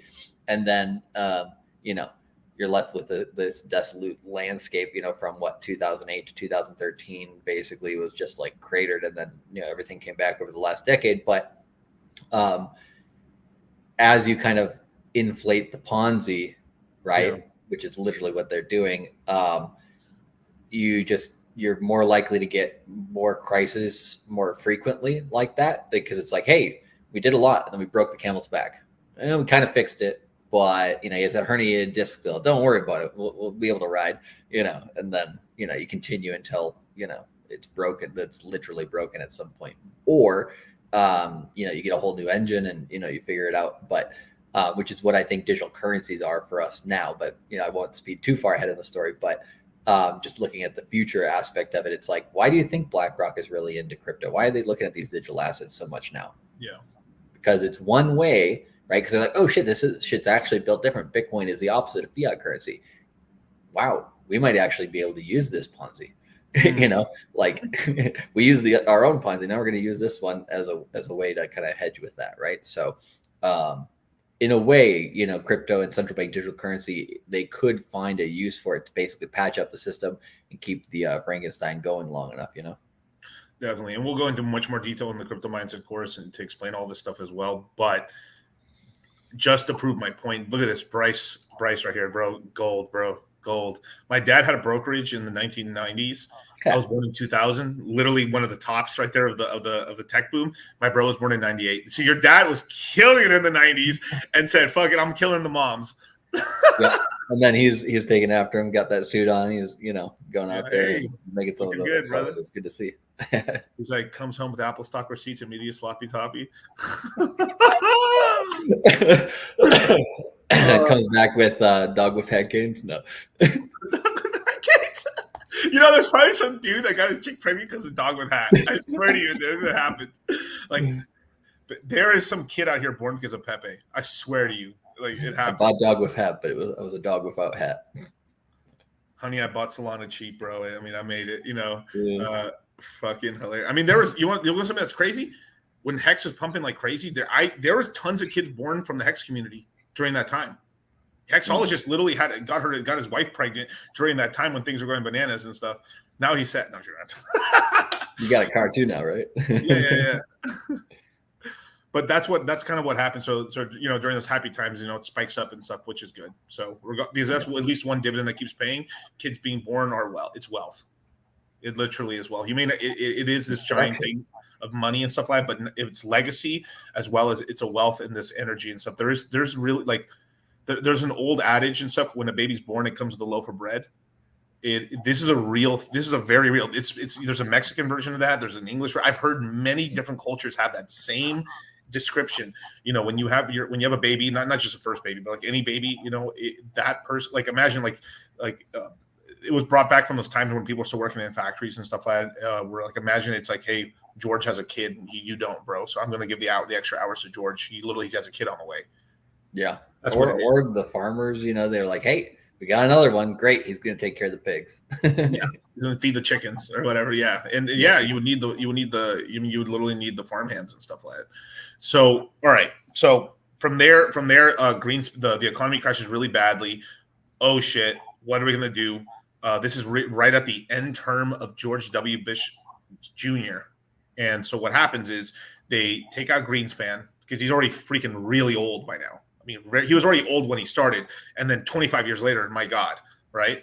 So they took him out and they brought in the absolute number one expert when it comes to the Great Depression of all time, which is Ben Bernanke. Mm-hmm. So he basically got his PhDs and just methodically studied what happened at the end of the Roaring '20s.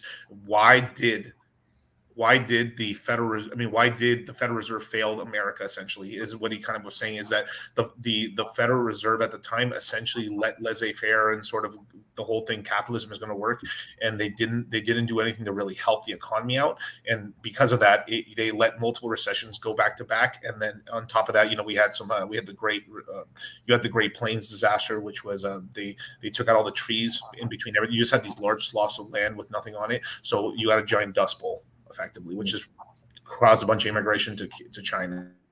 I mean, not China, well, it's kind of China light a little bit, but to California and stuff. So land of milk and yeah. So Yeah, that's kind of what happened there. So he came in, he said, "Oh, fuck, we're not gonna let that happen." He also had come up with a bunch of papers, studying. So he was like the master when it came to what happened during the 1930s and what we got to do to not let that happen again. On top of that, he's the guy that studied the Japanese economy from the 80s onwards of what happened with them, because they were such a success story and what they did with their central bank. So he took things that they should have done during the 1930s and what they should have done during what the Japanese possibly could have done and were doing with their central bank, took that, added it to the United States, and basically ran QE, took interest rates to zero and pumped it, baby, and literally printed hundreds of billions of dollars multiple times. You also had TARP packages as well, where hundreds of billions of dollars. It makes these $15 billion of like bond purchases that the Treasury is doing look like peanuts. They printed $1 trillion effectively, and actually, well, if I'm being accurate, it's like 800 billion, but still, it's a lot. $800 billion. Boom, restabilized everything. Things were still pretty slow for a while, but then we went into, if you look in terms of equities, because there's a book here I would have if I was in the studio and stuff, which is Robert Kiyosaki's one, the Cash Quadrant, which is, ignore all the other letters. There's the letter I, investor. I call it the capital class.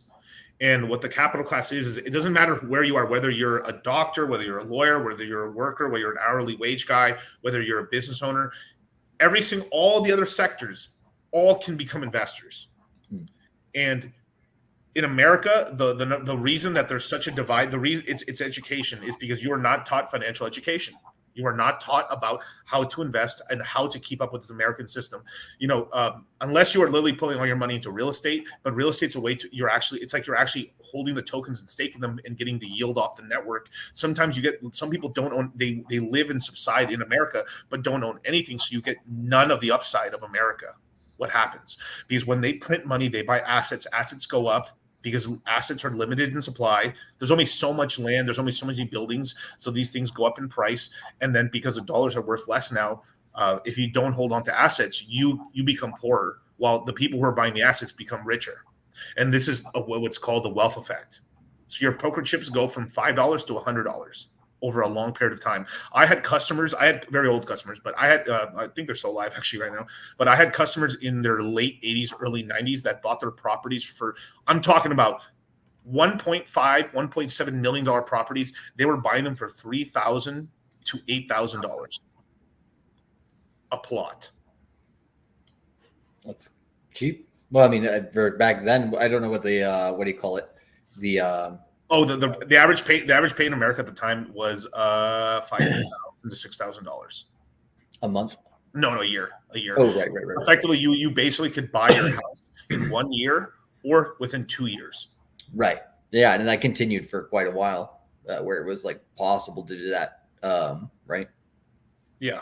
So you could do that. Up until you could do it until the 80s. I mean, like anything. I mean, realistically, like even when my parents bought when my parents bought their about 2020 it's like that, because I got fucking crazy from there. Yeah. So the thing the boomers are most known for is they basically, and it's not really them, it was kind of their parents that kind of started it, and then they took it over and really did it.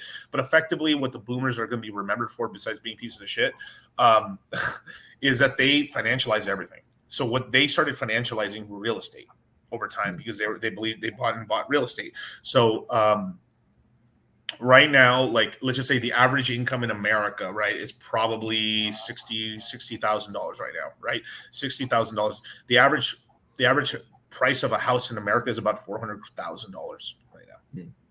So I don't know if I can bring the old calculator on here, but let's see. 400 divided by 60 is 6,666. So we went from like it being and that's in bumfuck nowhere, or like normal. That's a very normal house. If you go anywhere where booming economies are at, Miami, the average house in Miami is like fucking damn near $700,000. If you don't live in the high areas, if you live in Brickell, bro, you're paying $1 to $5 million and stuff like that. Vegas, the top areas in Vegas are all like $800,000 and up starting and stuff. If you're in Henderson to Summerlin or Red Rock area, that's all $800,000 properties and stuff plus. So that means if it basically that becomes a 12 times of what you're earning a year. And let me give you a little bit of more statistics here. on average, after you pay rent, after you pay your car payment, whatever your lifestyle is, on average, you have at most 20 to 30% of disposable income afterwards. After taxes, after everyone took a bite out of your wet ass, you have 30% left of your money to spend on whatever you want. Oh my God, it makes it look like it's impossible to buy anything. Yeah. This is why we're at the peak of housing inaffordability all time, topping. Well, and it's not getting any better. Yeah. And Damien's right here too. Like when I moved to Vegas, nice home was $250,000. Now they're $400,000. Yeah, and they're going to go higher. Those houses will be $1 million in less than 10 years. Dude, I brought up the subject of real estate with my barber here in Vegas, not the one in Miami that I just had. But he got like I wasn't even just thinking. I was just like, oh yeah, thinking about real estate, down the line. Thought just kind of normal conversation. He just fucking he didn't get triggered at me or whatever. But he got like triggered just in general. He was like, I hate this town. He's like all the houses are getting like impossible to buy for any locals, and just people are coming in from elsewhere, and that's it.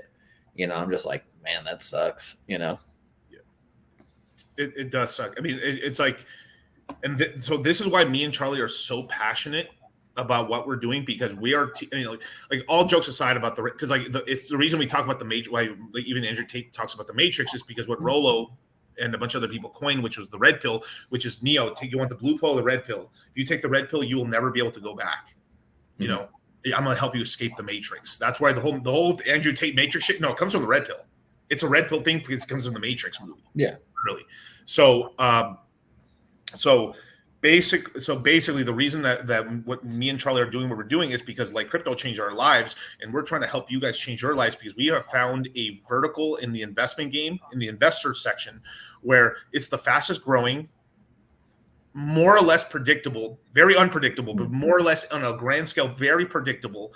The large cap coins can do very reliable returns, and it's the only place where you could turn a fucking $100 in a year to $500 to $1,000 reliably, not even risky. Now turning $100 to like $2, $3, $4, $10, $20, $40,000 is possible, but you're very risky at that point. But still, regardless or not, it's the fastest growing industry on the fucking planet, and it's money. The way you get this is something they teach. If you have someone really, I mean, I learned this through podcasting and through YouTube videos and stuff, because no one taught me this and stuff. And Charlie learned it as well through the same means, as well as working in corporate and everything like that, because Charlie worked in sales, right? And effectively, I just kind of jumped into sales somehow because of owning a business. Because if you're a business owner, you are doing sales. That's what sales is the only thing that runs the business.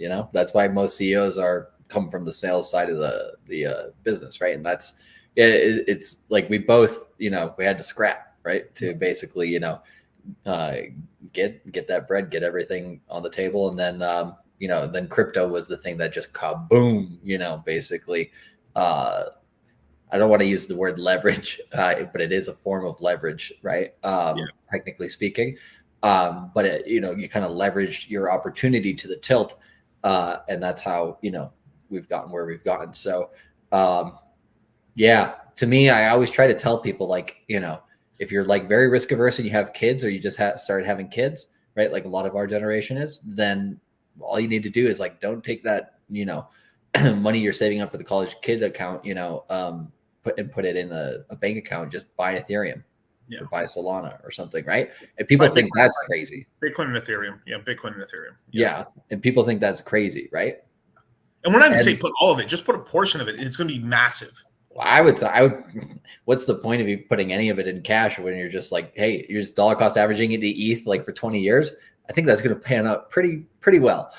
I think so too. But this is why we do what we're doing, because we're trying to help you guys not just escape the Matrix, but basically only really crypto people and people who get to start a successful business will even have properties.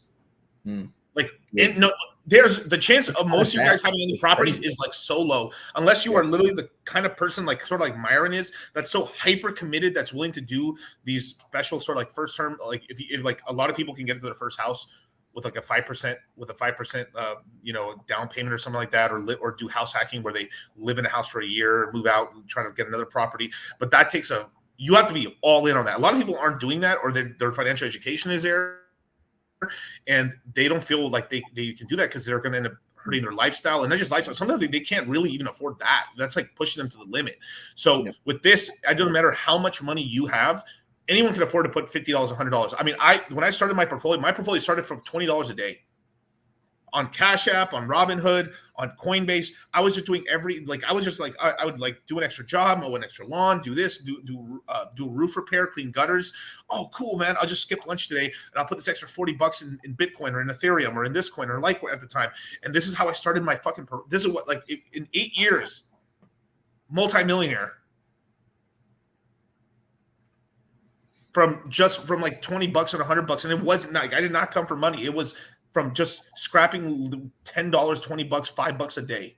Yep. That's where it happened. Yeah. For me, I got lucky because I got lucky. I worked hard for it, but I got a big bonus check from basically doing really, really well in sales. That was the early part of 2017. Dude, it hit such at the perfect time. Like I made the bonus in the spring of 2017. I got it in like August of 2017, and I just said, all right, how can we get this all into crypto? You know what I mean? But like sometimes it's you're averaging a lot, and sometimes you're just like, fuck it, the opportunity is here, we got to go big, and the only thing that made me able to do that was the mindset of, yeah, it would suck to lose that bonus, and because the bonus in that job was depending on, majority of the time was I would say 70% of the salary, right? Which is pretty brutal. Maybe even more sometimes. But it's one of those ones where I was like, well, I did it this year. If I lose that money, can I make it back again next year? The answer is yes. I could do it again, right? So fuck it, let's do it. You guys got to think how hard Charlie worked. He outworked a bunch of Japanese people and became the top salesman. Yeah, he outworked Japanese people. In Japan, in the shogun of the corporate world, you know what I mean? Like, there was this one lady who was working there. She was always top sales, but she had a team of 5 people that were hired underneath her, and she she was like subleasing the people. It's kind of weird, like because basically how it works in the company, right, is you're an individual agent, and you're in a team and stuff. So that's how they sector jobs and stuff like that. But you. You're your own account manager per se, right? I guess that's the technical word for it. But you make your own money, and it's an individual thing. So they base it based on team and individual, right? But she found people who were willing to not be full autonomous agents, right? They were like, okay, we'll bow to you, and you get to distribute our bonuses based on that. But the work is a lot easier. There's a lot less stress on them. She takes on more stress. So I'm like, genius actually. But she's Japanese, so they allowed her to do that. I wouldn't have gotten away with that shit until I was there for like 5 years plus or something. But I beat her. She had a team of 5 people plus. And I was like, working underneath that one account, and I'm just like, ha, but she was okay. She wasn't bent out of shape about it because she was real rich, but it was, other people in the company, they were just like, fucking guys. He cheated. Yeah, well, because it's just one of those things where it's like, and then I was doing it in mixed languages as well. I probably would have done it a lot better if I was in America, but you have I don't know. It's like one of those things, whether because if you're out of your element, you learn more too, though, and that's what I think has helped us be successful is our past experiences in this. So because in crypto we're kind of on the fringes too, right? Like we're not the in crowd of finance, and we have to kind of fight and scrap for everything we get. And when we do succeed, other people in finance are like, they're not, you don't get quite so comfortable by us, Yeah, it's kind of like, we're like, it's like begrudgingly we're the 10th sector of the S&P, the S&P 500. They don't like it, but it is what it is. Like we are basically. So that's where I wanted to go towards was basically, if you're young and you don't know what to do, go into sales, because the closer you are to the money, the more money you make. If you sell a lot of cars, it's the one place where your hustle, it's kind of like almost owning a business, but it's not, but it's like almost there. It's basically there where it's as good as you can get. Yeah. Yeah. As good as you get. I eat what I kill. And if I kill a lot, I start making a lot of money. So auto sales, the auto sales are pretty the shit right now, but regardless or not, if you can go anywhere, you learn just go learn that skill first, whether it's selling cars, whether it's solar, whether it's like whatever it hell it is, or what your own small business, knocking door from door, whatever that. I mean, I did a door for door. That's how I learned mine. Yeah, I did that in Boy Scouts. I was selling popcorn door to door. I was selling pixie sticks in middle school, man. 2 for a quarter, baby. 2 for a quarter. Singing pixie sticks, baby. My whole business fucking collapsed because I couldn't find plastic pixie sticks anymore. Those paper ones suck ass because if you ever put your mouth on it, it comes up. But I had this fucking sleek. I found these fucking dope ones where plastic, where it doesn't matter if you got saliva on them, the powder would still come out the chute and stuff. So I just had premier product monopoly. Yeah, and then they had those ones that were like 3 feet long. They were just like, the massive. Yeah, I know. I never had that. That was crazy. Holy dude, shit. that should put you on a binge. Yeah. Oh my god, incredible. But yeah, that's got holy fuck. Yeah, that's exactly what happened. So that's what I recommend for a lot of you guys is try to get some sort of sales job or somewhere where you can control your future. Because if you're just a salary man, like that is some sad shit. If you ever look in like Japanese anime, basically all these isekai motherfuckers were like salary man turns basically cuck loser or slave gets freed out of slavery and now gets laid and has pussy for the first time. That's literally half the anime. They all get their content. 2024, bro.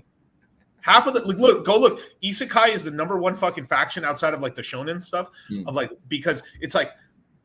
My life sucks so bad that I got hit by a car and now I'm reborn in this new world and like, dude, my life's like awesome now and like I get laid like titties everywhere. Holy shit, I have magic. You know that's the best, and it's always like salary man, which is basically like I'm a fucking like you're a worker bee.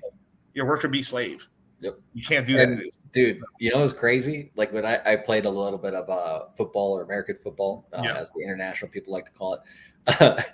Played that in Tokyo for 1 season or whatever. And there's like these leagues and stuff. And I was walking through Shinjuku Station. Like this is the only time I ever would wake up, 7 in the morning, unless I, But it was one of these things where you just walk through Shinjuku Station in the middle of Tokyo and you're like, station's dead. Usually there's like the population of New Zealand goes through there every day, but that's like in the afternoons, right?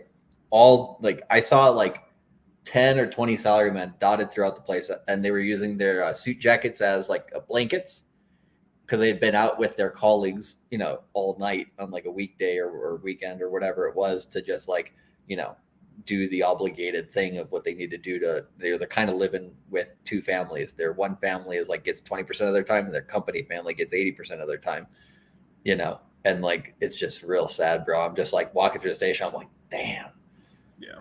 Like they're just laying on the fucking marble and I'm just like brutal. But I mean, yeah. And then there's these go into business for yourself, you guys. Go into business for yourself. Yeah, exactly. Don't end up like those guys. Like it's some crazy guys. Like because there's some guys that wear like polo shirts that live in tents by the river. Yeah, not a van even down by the river, But like just because they hate the corporate world so much there, and it's just like, damn, It's really bad. I mean, you're better off. I mean, like if it's like working at a corporation making $50,000 a year or just making $50,000 a year, I'd rather just earn $50,000 a year in my own business because at least I can give myself the power, the flexibility of giving yourself a day off or like, fuck it, I'm going to Coachella. I like Coachella and there's no begging or like I just can go. I just got to make sure my work gets done. Well, fuck, I'm fucked up a little job here, but oh well, whatever. I want to go. Yep. That is like even though you're so stressed out, and you're going to work harder than you ever worked. And it's impossible. You're gonna straight up fail quickly, or you're gonna actually go to the next level. Like, I don't know why people find this so great. If you start your own business, you're gonna make $100,000. You will. It might take you a couple of years. I mean, my hard-headed ass took a long time to do it, but eventually, boom, I broke through, and then from there, it just kept going. It just went. Yep. It just skyrocketed.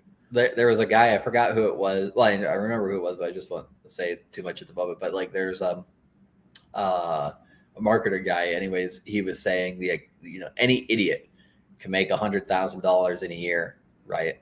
Yep. But to make $1 million, you have to have a system, be smart, right. To do this stuff, to make multi-millions, you have to really be on it. But like, it's kind of like the thing Charlie Munger said, like the first 100,000's the hardest, but maybe it takes, anywhere between 2 to 6 years to break through. But once you do it, then any idiot can do it kind of thing, right? And then from there, like you said, just compound. So all this to say, the history to now, don't be a wage cuck, buy crypto, don't be poor, cryptomindset.com. Crypto Mindset Q2 is out right now. Get in. We've extended it out till Sunday. I had a couple guys in here just to mention, because we've had a lot more people roll in. If you, for some reason, need a little bit more time to buy the course, send an email at support@cultivatecrypto.com. If you send this email after Sunday, it doesn't. I'm sorry, you lost out. You can't get in. Haram. No. Headphones stay poor. It's headphones stay poor. And then me and Charlie are gonna be off of YouTube, you guys. Like after the Sunday, bye. That's it. I mean, we're gonna be gone for over a month, you guys. So for pretty much all of the month of May, all of May, Charlie and stuff, they're gonna go away. You know. We'll be back in June. Yeah. But all right, you guys. So we are going to go into so all that history, all that stuff to explain what's going on. And now, Ben Bernanke, like a lot of these other Fed people they're a lot tricksters. They can literally say like, I think this is what we're going to do.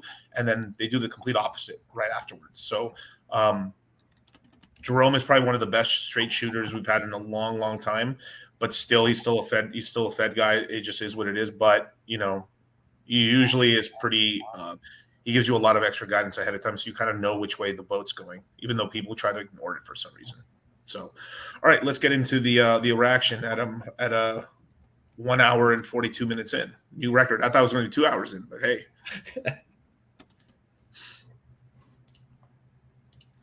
Close the fucking door. Close the fucking door. To promote maximum employment and stable prices for the American people. The economy has made considerable progress toward our dual mandate objective. Inflation has eased substantially over the past year, while the labor market has remained strong. Yeah, you might want to turn up the back end of your sound a little bit, like on your computer.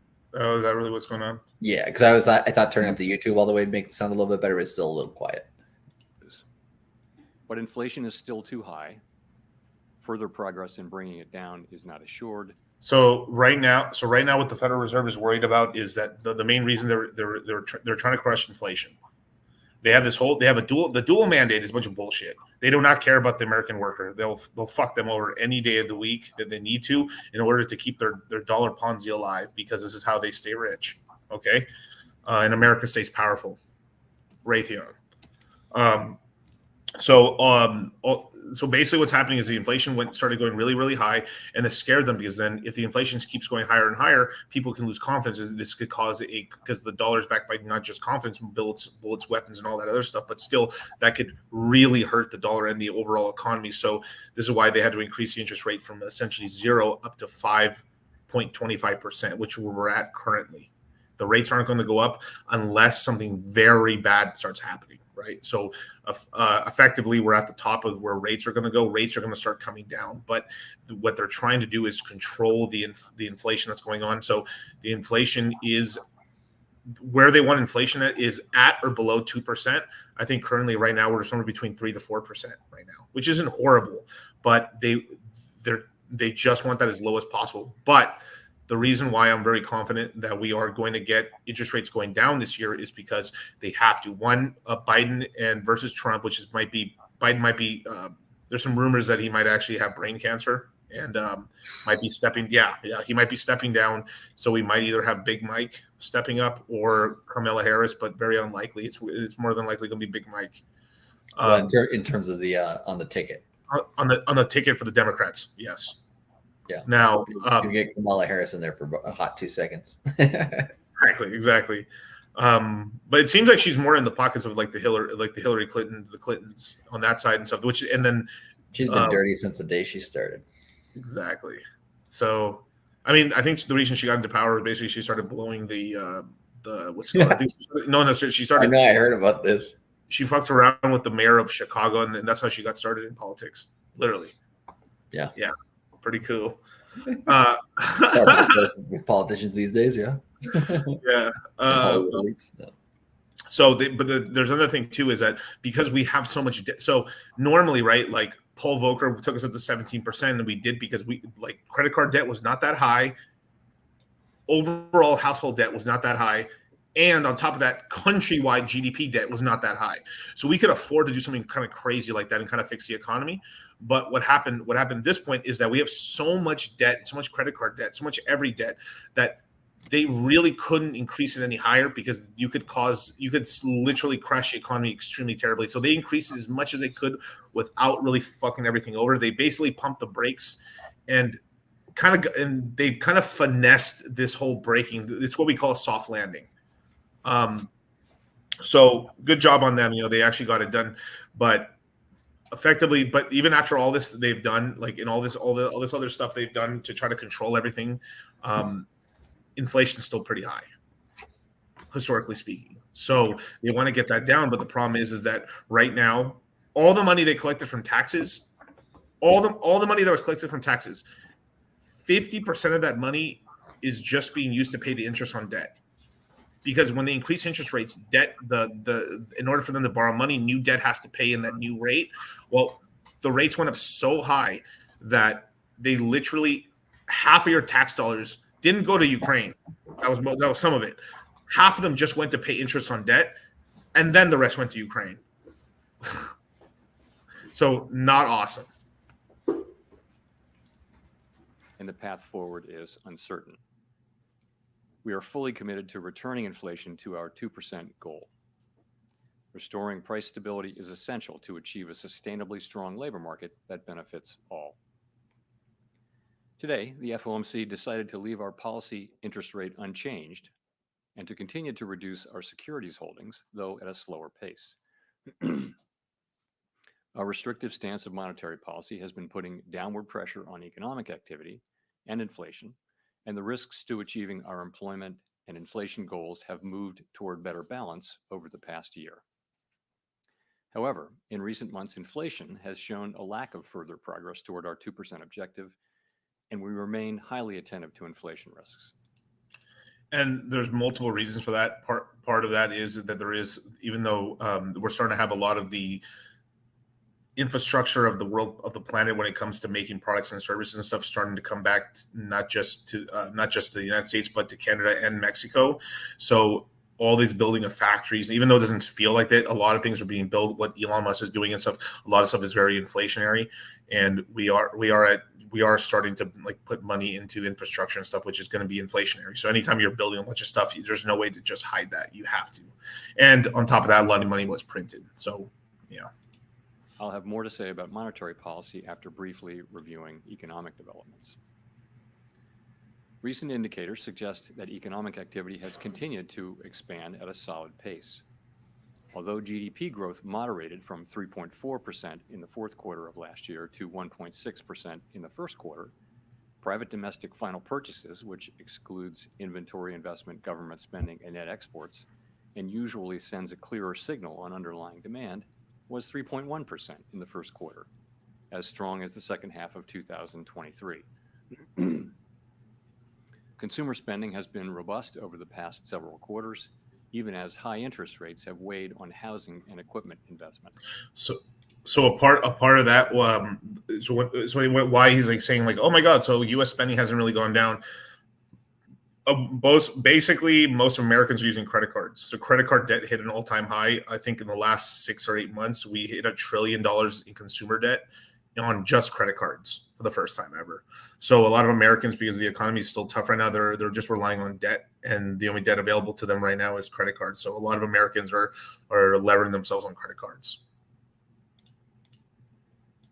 Improving supply conditions have supported resilient demand and the strong performance of the U.S. economy over the past year. The labor market remains relatively tight, but supply and demand conditions have come into better balance. Payroll job gains averaged 276,000 jobs per month in the first quarter, while the unemployment rate remains low at 3.8%.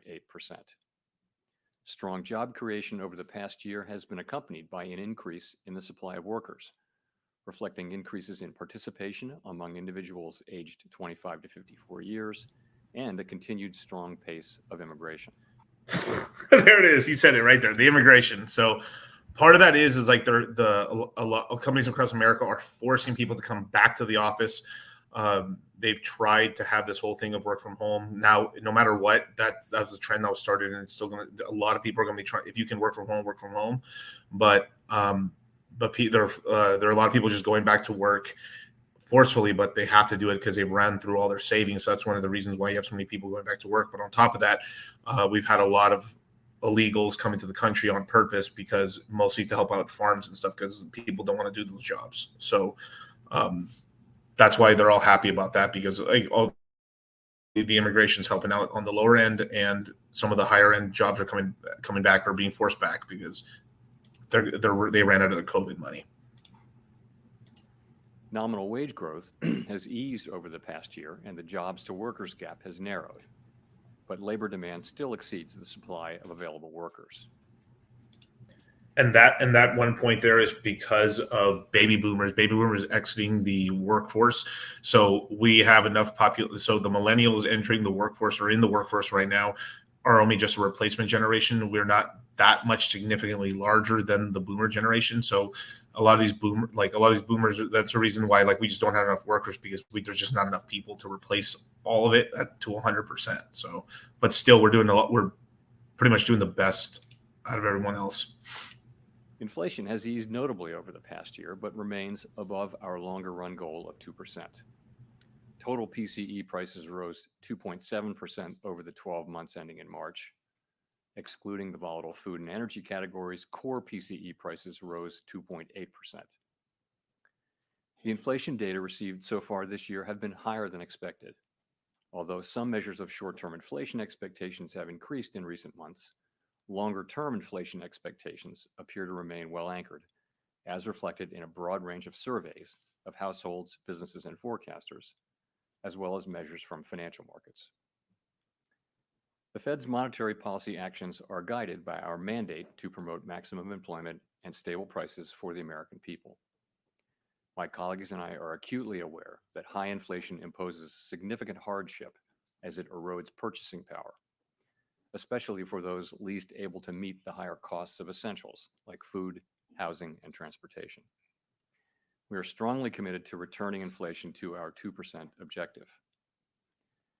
The committee decided at today's meeting to maintain the target range for the federal funds rate at 5.25% to 5.5%, and to continue the process of significantly reducing our securities holdings, though at a slower pace. That's a really huge point right there. So they have hundreds of billions of dollars that come due every month, and they basically can choose how much of that they can actually essentially so it's like they basically print money and rebuy back those bonds new. So the money kind of is a wash, because people and agencies are paying back that money. So that debt that they hold does get paid back. And if they don't reprint money to rebuy back the same bonds, then liquidity is taken out of the market, which basically makes it harder for things to pump, because there's less money in the banking system to do these Ponzi loans and do all the fuck shit that happens in the economy. And as well, another reason, so I think Brandon had a really great question right here. Illegals are being let to ease wage increases to further inflation. That's correct, as well as to increase the population in terms of the birth rate. So if you just get there, you're more immigrants are the ones most likely to have 3 to 4 kids plus, which is what you need to sustain the economy and create consumers and stuff. Just about 99% of every person in America came from immigrants. So it is par for the course and stuff like that. But that's the sneaky thing. The America as a country are the best at actually consolidating immigrant groups into America. Europe sucks really bad at it, but Japan's the worst. It's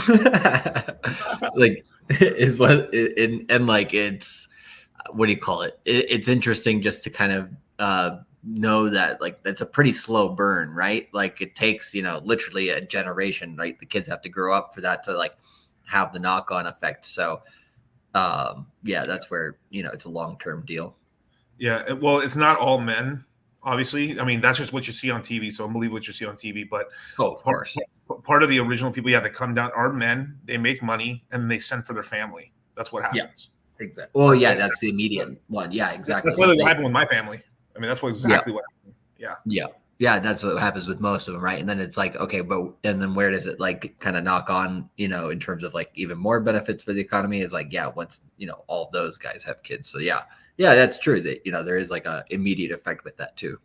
Yeah. And then and most of these people are going to the jobs that we need, but they don't want to pay for it. They need people to take care of all these places where they have chickens, the cows, farms, strawberries, lettuce. I mean, basically everything in agriculture needs immigrants essentially, because if you ever watched a bunch of people that are born here try to do those jobs, it's fucking hilarious. It doesn't get done. It doesn't get done. Tomatoes or anything, or it won't get done. So for all the lefties and all the people crying about, like they eat so much salads, your salad is literally picked by undocumented workers. And if there wasn't undocumented workers, you wouldn't have your salads. So shut the fuck up.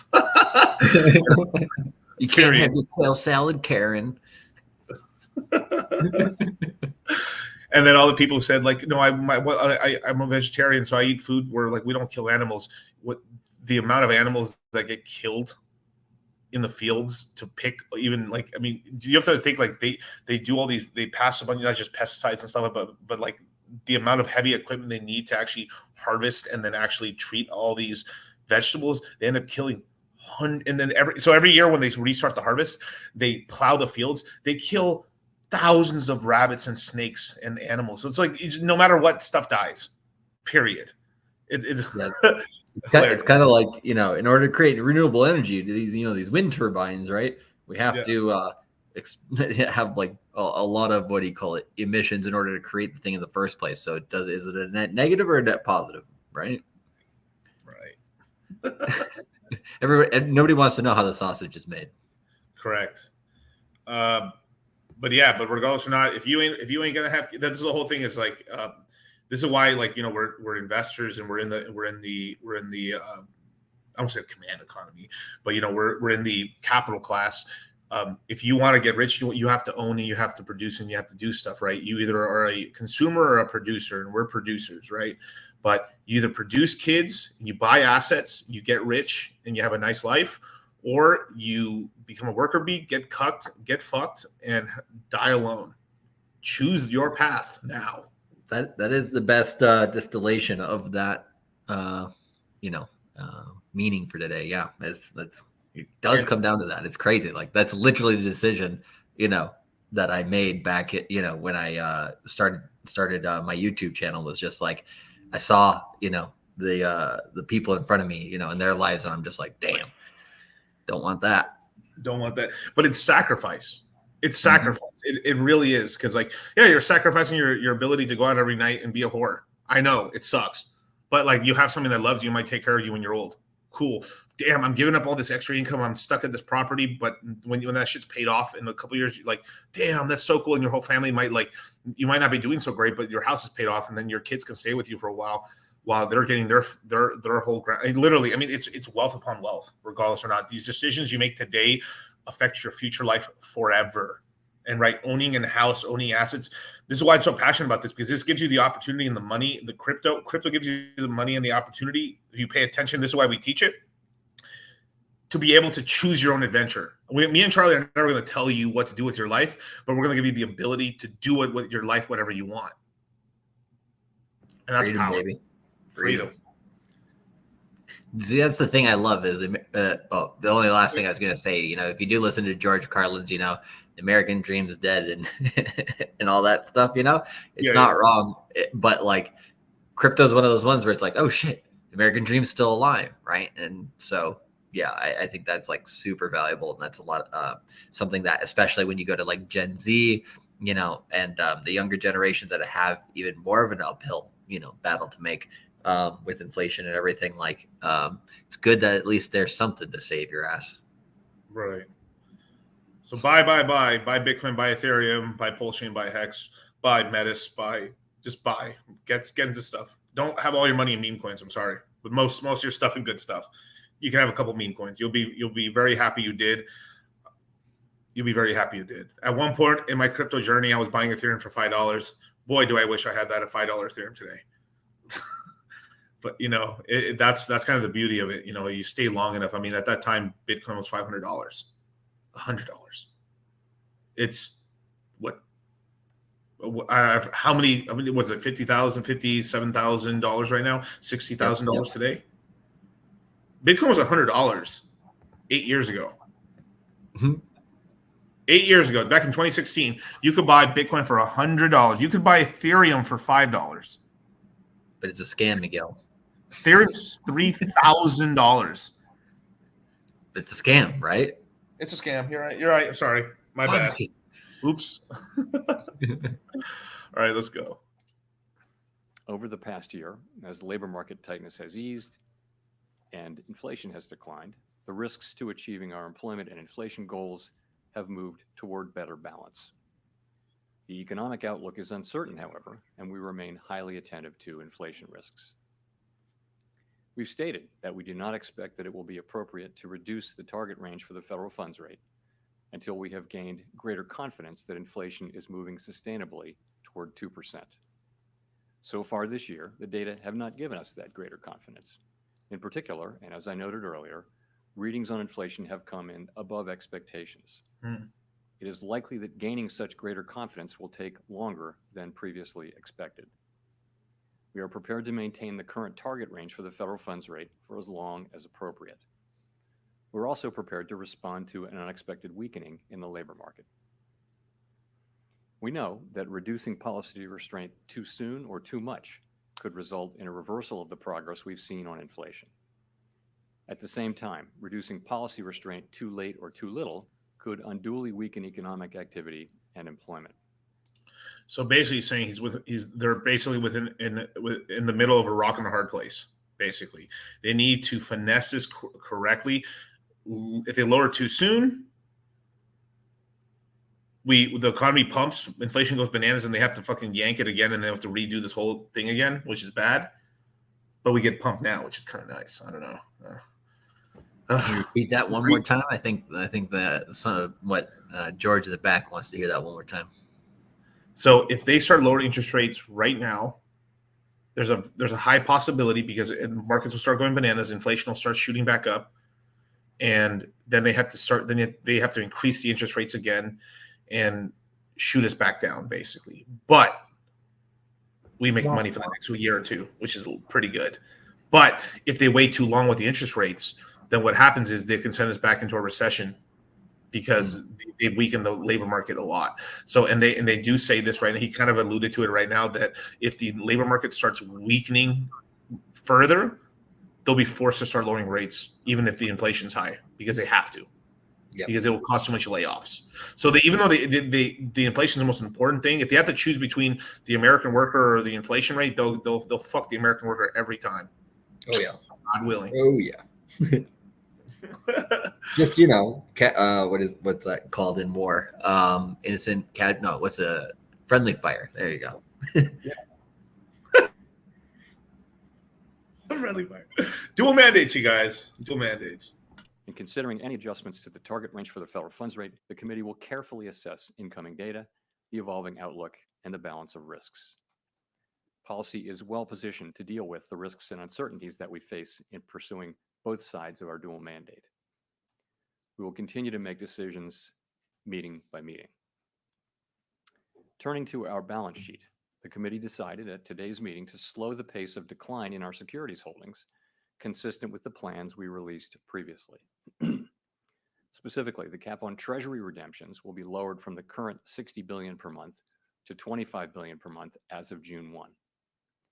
Consistent with the committee's intention to hold primarily Treasury securities in the longer run, we're leaving the cap on agency securities unchanged per month, and we will reinvest any proceeds in excess of this cap in Treasury securities.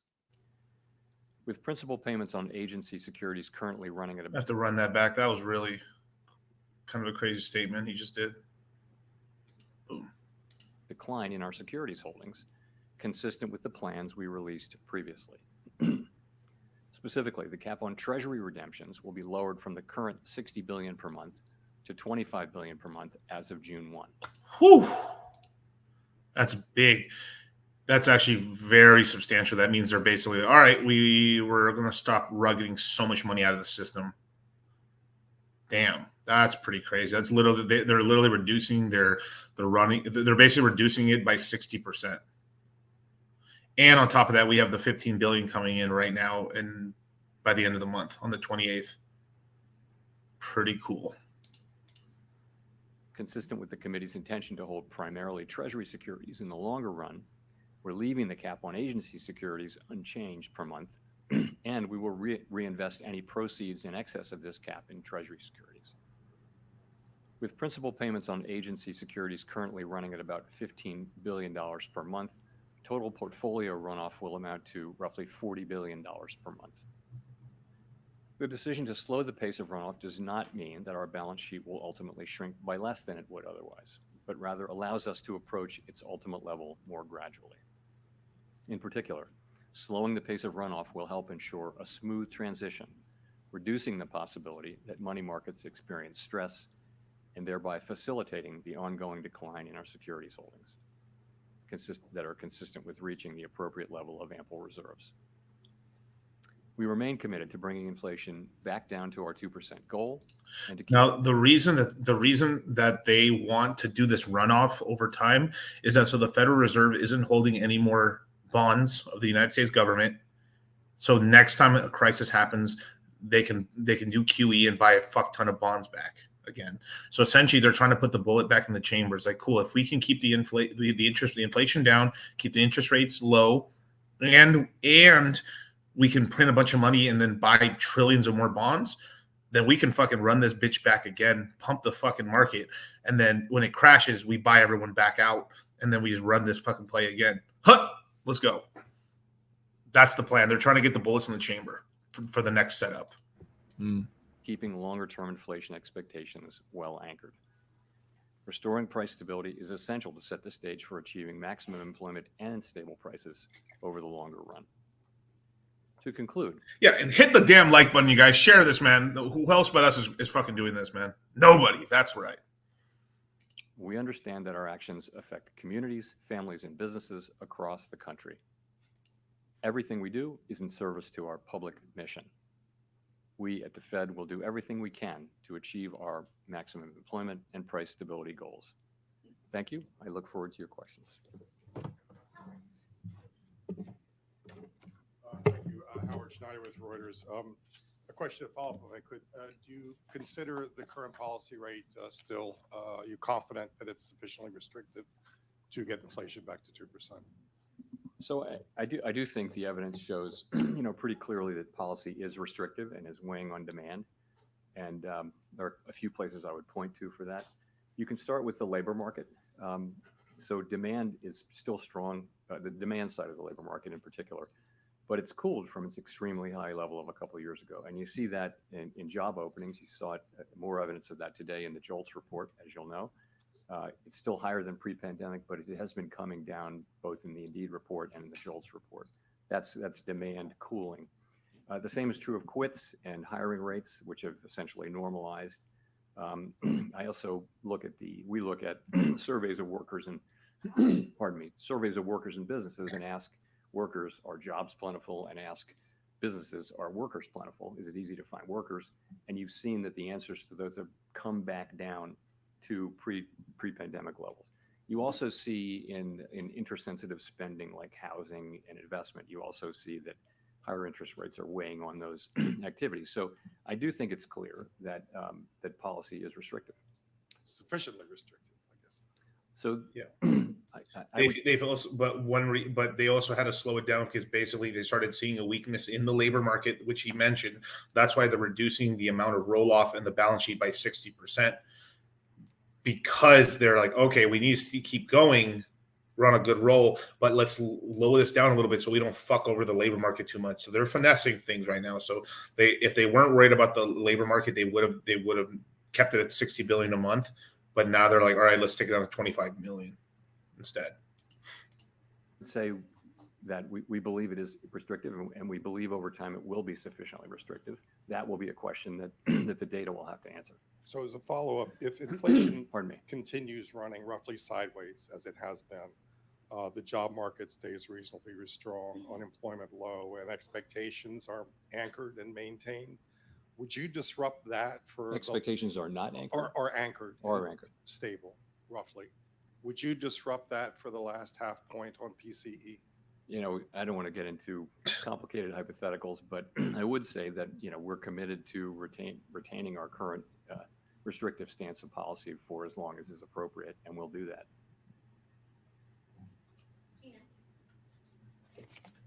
There was once a Fed meeting where basically I guessed all the Republican women.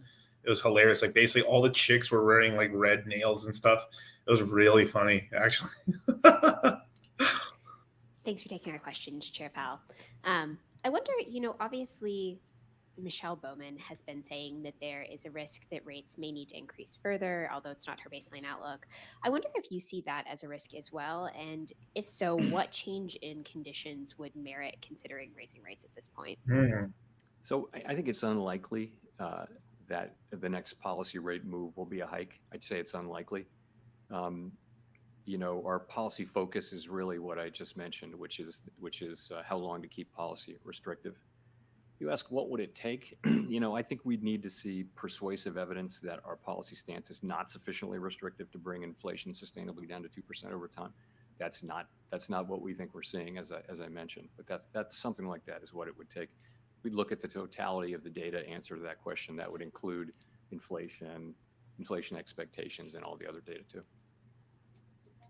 And to further elaborate in that anyway, with the inflation, they basically already quelled the worst parts of the inflation. It's just now getting it back down to the 2% that they want it at. But here's sort of the problem is that I can actually see this happening where they start lowering interest rates. Even if they don't money print, well, they're quasi money printing no matter what. I mean, they fucking funded the FDIC during that whole thing, but still, they just lowered interest rates. They keep rolling off $25 billion a month perpetually until I think they're under $1 trillion now in terms of how much they still have on the balance sheet. Once that actually happens, the equities market, the real estate market can start turning back on. That could actually severely increase inflation because because like right now we're kind of in a stocks are doing okay, crypto's doing okay. Right now the brakes are pumped on real estate. Once you start once you start taking the brakes off of real estate and real estate starts fucking booming again, stocks and crypto go hockey stick up, and that can cause a wealth effect, and then people taking profits, and then spending starts going crazy, and then this causes inflation because you still have the same amount of basically supplies for more dollars that's being created through like the increase of essentially assets going up in price. Then they may have to yank the fucking interest rates up, which you're worried about. So that's a scenario I could see. That could actually end up happening at the end of 25, where inflation starts creeping back up to 4 to 5%, and then the Fed's got to fucking yank it again, which may end the bull run and stuff like that. That's actually been one of the ones I'm kind of leaning towards. That's probably what's going to happen at some point. You heard it here first. That'd be wild. But it would make sense that could happen. Actually. Oh yeah. No, for sure. Like it's just like, yeah, got to be very much paying attention at that time. Yeah, this is the craziest era we've ever been in interest rates, at least for since Paul Volcker, basically. It's like they're doing very stressful job. Very stressful job, man.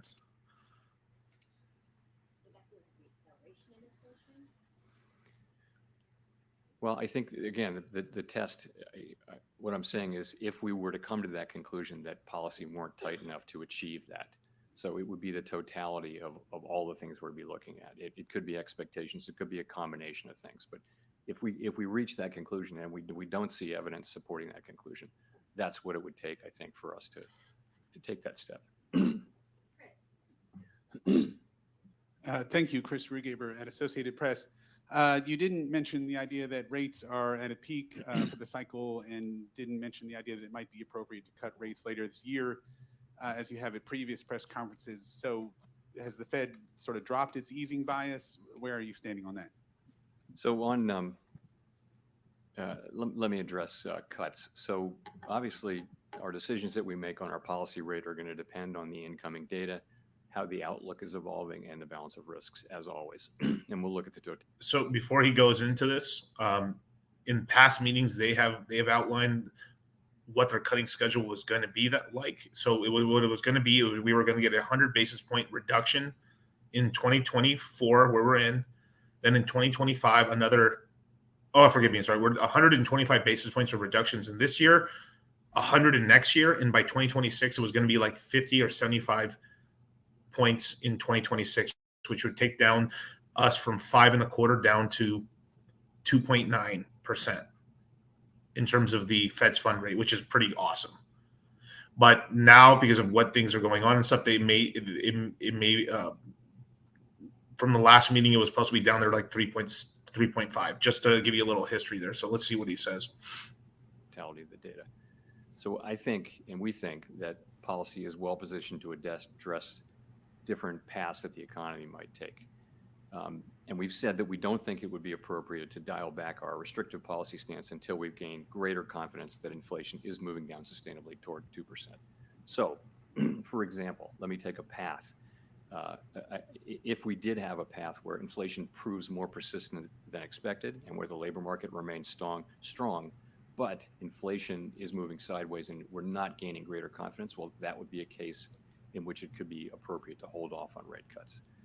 I think there's also other paths that the economy could take, which would cause us to want to consider rate cuts, and those would be two of those paths would be that we do gain greater confidence, as we've said, that inflation is moving sustainably down to 2%, and another path could be, an unexpected weakening in the labor market, for example. So those are paths in which you could see us cutting rates. So I think it really will depend on the data. Yeah. In terms of peak rate, I think really it's the same question. I think the data will have to answer that question for us.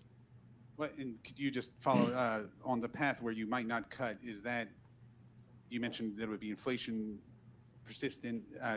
Is inflation, would that be the key data in making that decision, or could you expand a bit more on that? Yes. Thank you. Yes, basically. Again, we've set ourselves a test that for us to begin to reduce policy restriction, we'd want to be confident that inflation is moving sustainably down to 2%. And for sure, one of the things we'd be looking at is the performance of inflation. We'd also be looking at inflation expectations. We'd be looking at the whole story, but clearly incoming inflation. I think he has a Starbucks fucking coffee and laughs so much. That decision.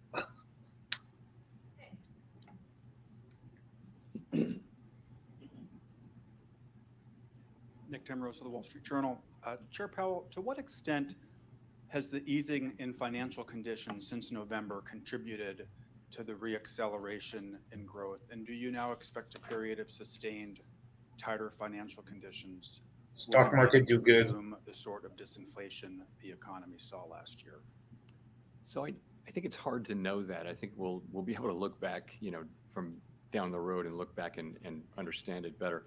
If you look at, let's look at growth. Really, what we've seen so far this year in the first quarter is growth coming in about consistent with where it was last year. I know GDP came in lower, but you don't see an acceleration in growth. I mean, the thought would be that financial conditions loosened in December, and that caused an uptick in activity, and that caused inflation. Presumably, that's what we're tightening in the labor market. You don't really see that happening. What you see is economic activity at a level that's roughly the same as last year. So, what's causing this inflation, we'll have a better sense of that over time. I don't know that there's an obvious connection there, though, with the easing of financial conditions. In terms of tightening, you're right. I mean, rates are certainly higher now and have been for some time than they were before the December meeting, and they're higher, and that's tighter financial conditions, and that's appropriate given what inflation has done in the first quarter. You've said in the past that stronger growth wouldn't necessarily preclude rate cuts. I wonder, would continued strength in the labor market change your view about the appropriate stance of policy if it was accompanied by signs that wage growth was reaccelerating? So I just want to be careful that we don't target wage growth or the labor market. And remember what we saw last year: very strong growth, a really tight labor market, and a historically fast decline in inflation. So and that's because we know there are two forces at work here. There's the unwinding of the pandemic-related supply side distortions and demand side distortions, and there's also monetary policy, restrictive monetary policy. So I wouldn't rule out that something like that can continue. I wouldn't give up at this point on further things happening on the supply side, either because we do see that that companies still report that there are supply side issues that they're facing, and also even when the supply side issues are solved, it should take some time for that to affect economic activity and ultimately inflation. So there are still those things. So I don't like to say that either either growth or a strong labor market in and of itself would automatically create problems on inflation, because of course it didn't do that last year.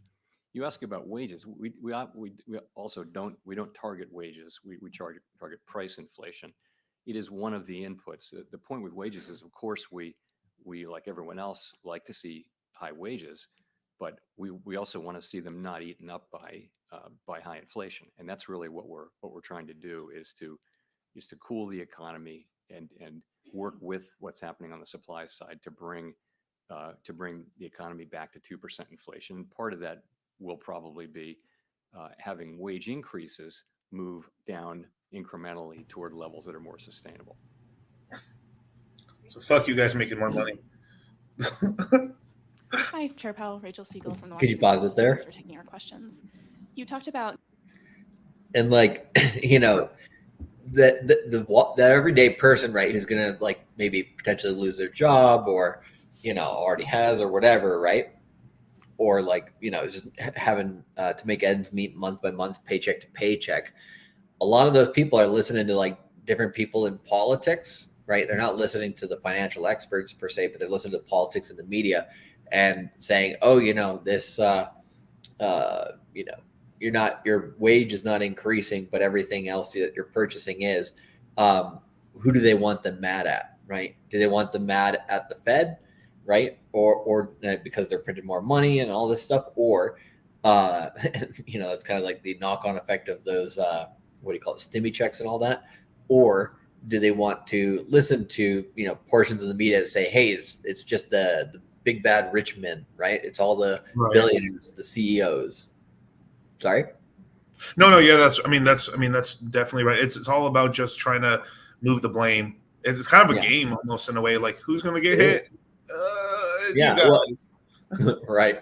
Because they can't let people know how this shit actually works, you know, because he'll say this stuff and then, you know, he'll say the facts and everything, but he's not, you know, telling them about all the backroom deals and all the meetings, you know, that they have and stuff like that. So I don't know. I always think like it's interesting when you hear people make the argument of being like, no, it's not inflation, it's just greedy corporations. And I'm just like, man, they really got these people out here just, you know, believing that hook, line, and sinker, and they don't even know that they need to be, you know, in assets to fight inflation. Like, to me, that's really sad, just because like they don't even have a fighting chance if they're not even educated. Right. Yeah. Yeah. I mean, this is why we preach so much financial education, just because that's one of the ways to unshackle yourselves from the slavery that you're in. And there's a big misinformation game that's happening on like not just social media, but like I think the most dirtiest part of it now is that, you know, there's certain social media influencers that are being bought and paid for to be pushed into this. I mean, we know of some people here in the crypto space that are basically being put into position to get famous in order to like push agendas for certain coins or certain things that they need done in that industry. Right. So, yeah, kind of fucked, really. Yeah, very much so.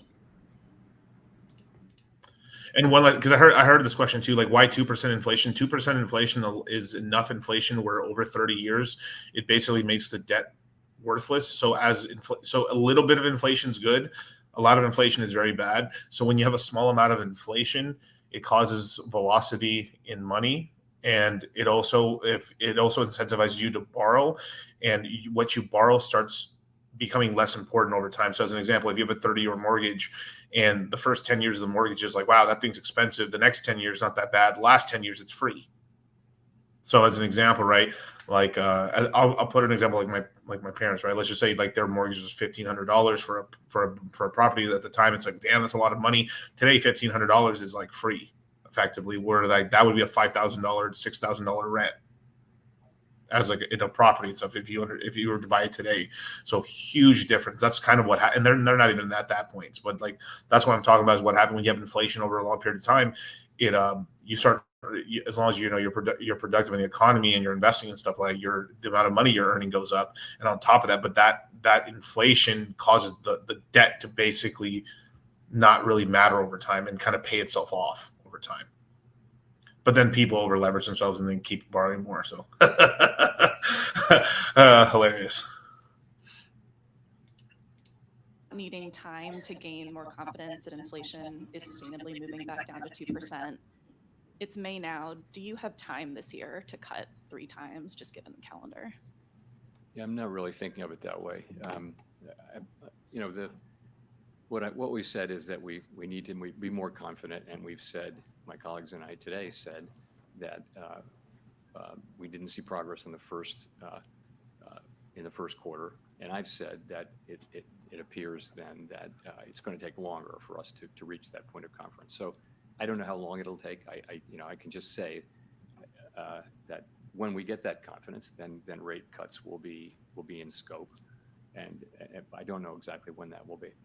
And with hindsight, are there any signs that you can look back on now, looking at the reports from January or February or March, that suggested something more worrying than just expected bumpiness?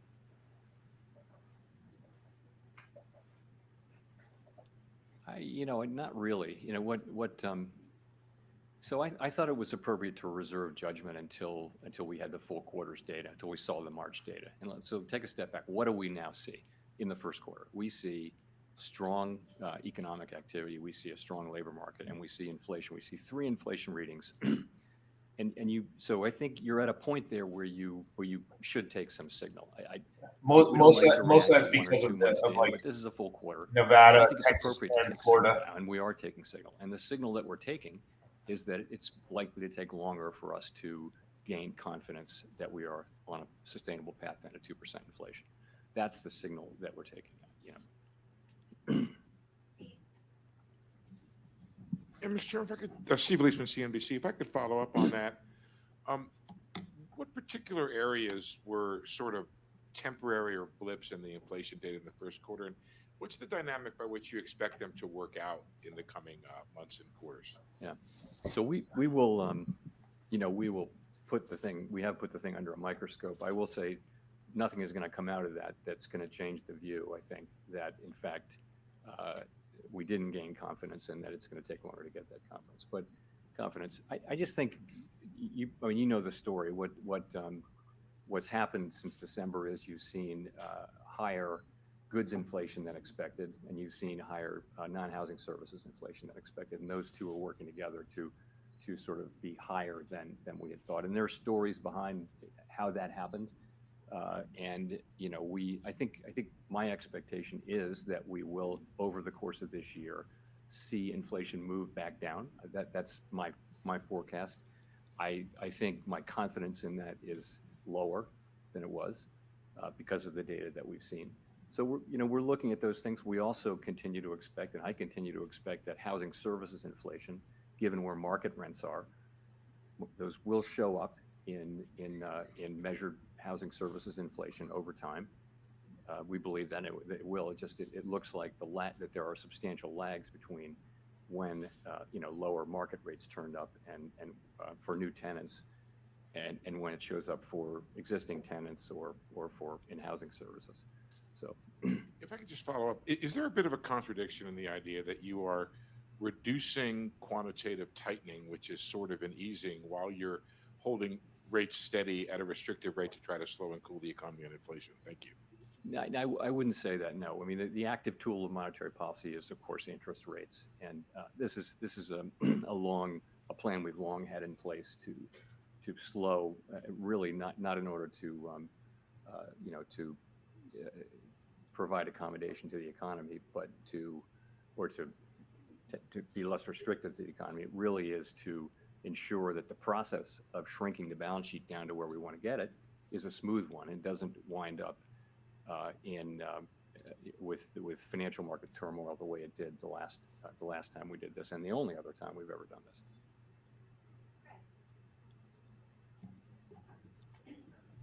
Boris from Bloomberg. Charlie from the Onion. 2 questions. First, simple one.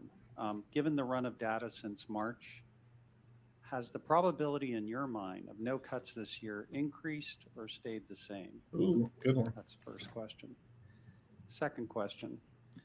Chair Powell, you joined the board in 2012, and I'm sure you remember, as I do, what the jobless recovery was like. Lawyers, accountants, all kinds of highly qualified people who couldn't get jobs. And given your history there, I wonder if there's an argument for being more patient with inflation here. We have strong productivity growth that's helping wages go up. We have good employment. And so it seems to me there's a lot of hysteria about inflation. I agree. It's, nobody likes it, but is there an argument for being patient and working with the economic cycle to get it down over time? Thank you. Boomer, So on your first question, I don't have a probability estimate for you, but all I can say is that you know, we've said that we didn't think it'd be appropriate to cut until we were more confident that inflation was moving sustainably on at 2%. We didn't get our confidence in that didn't increase in the first quarter, and in fact, what really happened was we came to the view that it will take longer to get that confidence. And I think I think it's the economy has been very hard for forecasters broadly to predict its path, but there are paths to not cutting, and there are paths to cutting. It's really going to depend on the data. In terms of the employment mandate, to your point, if you go back a couple of years, our sort of framework document says that when you look at the two mandate goals, and if one of them's further away from goal than the other, then you focus on that one. It's the time to get back there times the times how far it is from the goal, and that was clearly inflation. So our focus was very much on inflation, and this is what we referred to in the statement. As inflation has come down now to below 3% on a 12-month basis, it's become we're now focusing the other goal, the employment goal, now comes back in to focus, and so we are focusing on it, and that's how we think about that.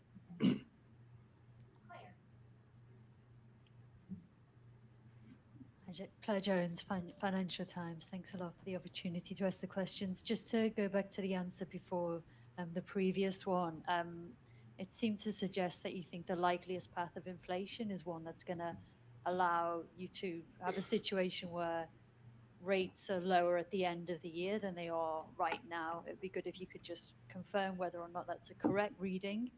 And the Q1 GDP print has led to some to start mentioning the term stagflation with respect to the US economy. Do you or anyone else on the FOMC you don't like think that? This is now a risk? Thank you. Yeah, Stagflation is the N word. Dealing really in likelihoods. I think there are paths that the economy can take that would involve cuts, and there are paths that wouldn't. And I don't have great confidence in which of those paths. I think I would say my personal forecast is that we will begin to see further progress on inflation this year. I don't know that it will be sufficient. I don't know that it won't. I think we're going to have to let the data lead us on that. In terms of your question, your second question was stagflation. I guess I would say I was around for stagflation, and it was 10% unemployment. It was high single digits inflation. Right now we have and very slow growth. So right now we have 3% growth, which is pretty solid growth, I would say, by any measure, and we have inflation running under 3%.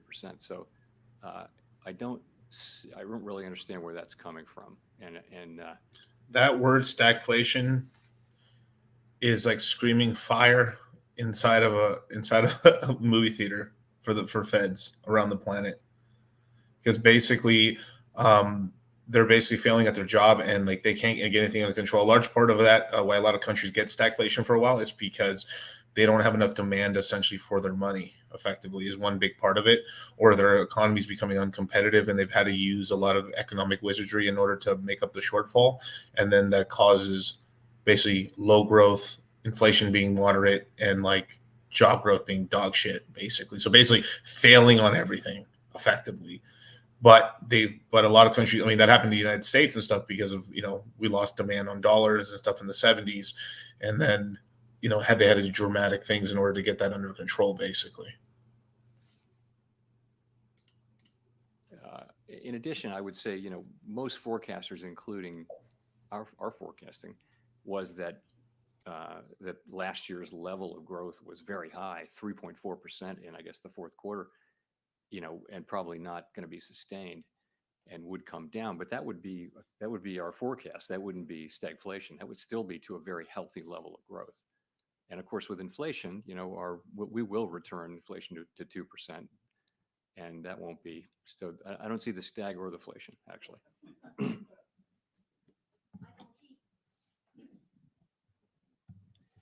Michael McKee from Bloomberg Radio and Television. The vice chair of the FOMC said recently that he's willing to consider the idea that potential growth has moved up. And of course, he's Mr. Potential Growth, our star. Do you share that view? And would that imply that maybe policy isn't tight enough? So I think I would take that question this way. We saw a year of very high productivity growth in 2023. And we saw a year of, I think, negative productivity growth in 2022. So I think it's hard to draw from the data. I mean, the question is, will productivity run? There are two questions. One is, will productivity run, persistently above its longer run trend? I don't think we know that. In terms of potential output, though, if that's a separate question, we've had what amounts to a significant increase in the potential output of the economy. That's not about productivity. It was about having more labor, frankly, both through in 2023, both through participation, also through immigration. So we're very much like other forecasters and economists getting our arms around what that means for potential output this year and next year and last year for that matter too. So I think in that case, I think you really do have a significant increase in potential output, but you've also got more supply, but those people also come in, they work, they have jobs, they spend. So you've also got demand. So it may be that you get more supply than you get demand at the beginning, but ultimately it should be neither inflationary nor disinflationary over a longer period. Well, you said earlier that at this point, you're not really considering rate increases. If growth is higher, but you're not considering rate increases, does that imply that you're more worried about causing the economy to slow too much than you are about inflation taking off again?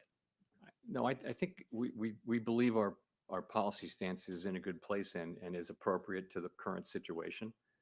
We believe it's restrictive, and our evidence for that I went over earlier. You see it in the labor market, you see it in inflation-sensitive spending, where demand has clearly come down a lot over the past few years, and that's more from monetary policy, whereas the supply side things that are happening are more on the supply side. So that's how I would think about it.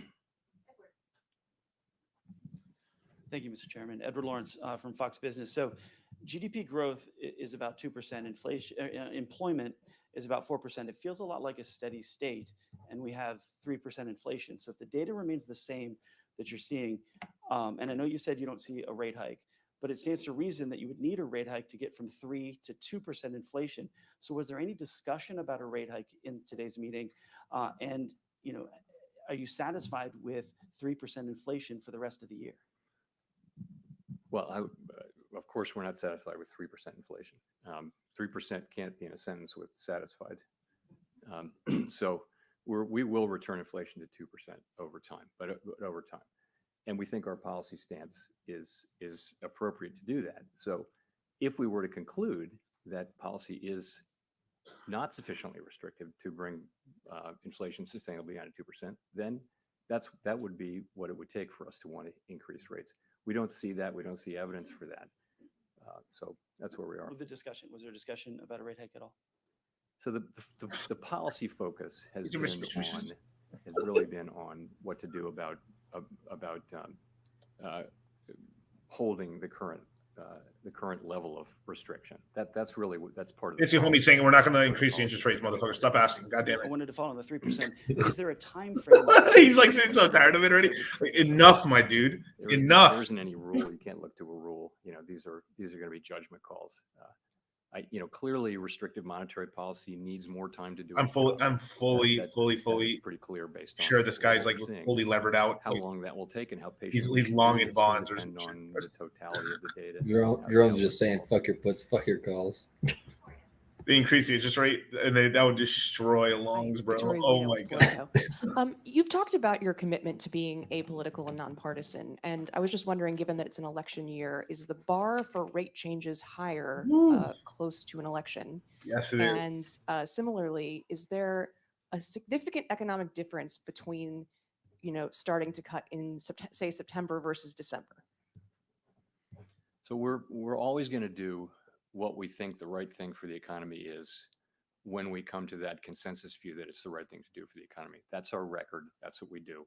We're not looking at anything else. You know, it's hard enough to get the economics right here. These are difficult things, and if we were to take on a whole nother set of factors and use that as a new filter, it would reduce the likelihood we'd actually get the economics right. So that's how we think about it around here. And you know, we're at peace over it. We know that we'll do what we think is the right thing when we think it's the right thing, and we'll all do that. And that's how everybody around here thinks. So I can't say it enough that we just don't go down that road. If you go down that road, where do you stop?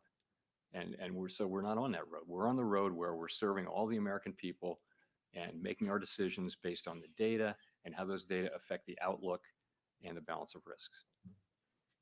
And then is there a significant difference between, whether you start in, say, September versus December? And There's economic a difference? significant difference between an institution that takes into account all sorts of political events and one that doesn't. That's where the significant difference is. And you know, we just don't do that. I mean, you can go back and read the transcripts for this is my fourth presidential election here. Read all the transcripts and see if anybody mentions in any way the pending election. It just isn't part of our thing. It's not what we're hired to do. If you start down that road, I don't know. I lasted longer than 4 presidents, so leave me the fuck alone. Thank you, Chair Powell. Question about the labor market. You've mentioned a few times that the labor market is normalizing. Certainly today's JOLTS data suggested that things are kind of getting back to pre-pandemic levels. One thing that hasn't normalized is wage growth, which is still quite a bit stronger than before the pandemic. I wonder if you can share your analysis of why that's happening. Is it a lagging indicator or something else going on? So I think if you go back to where wage increases peaked a couple 3 years ago, essentially all wage measures have come down substantially to that, but they are not down to where they were before the pandemic. They're still roughly a percentage point higher, and we've seen pretty consistent progress, but not uniformly. And you'll note the ECI reading from Tuesday was expected to have come down, and essentially it was flat year over year. I think roughly. So yeah, I mean, that part of it is bumpy. And again, we don't target wage increases, but in the longer run, if you have wage increases running higher than productivity would warrant, and then there will be inflationary pressures. Employers will raise prices over time if that's the case. So we've seen progress. It has been inconsistent decline overall, but we have ways to go on that.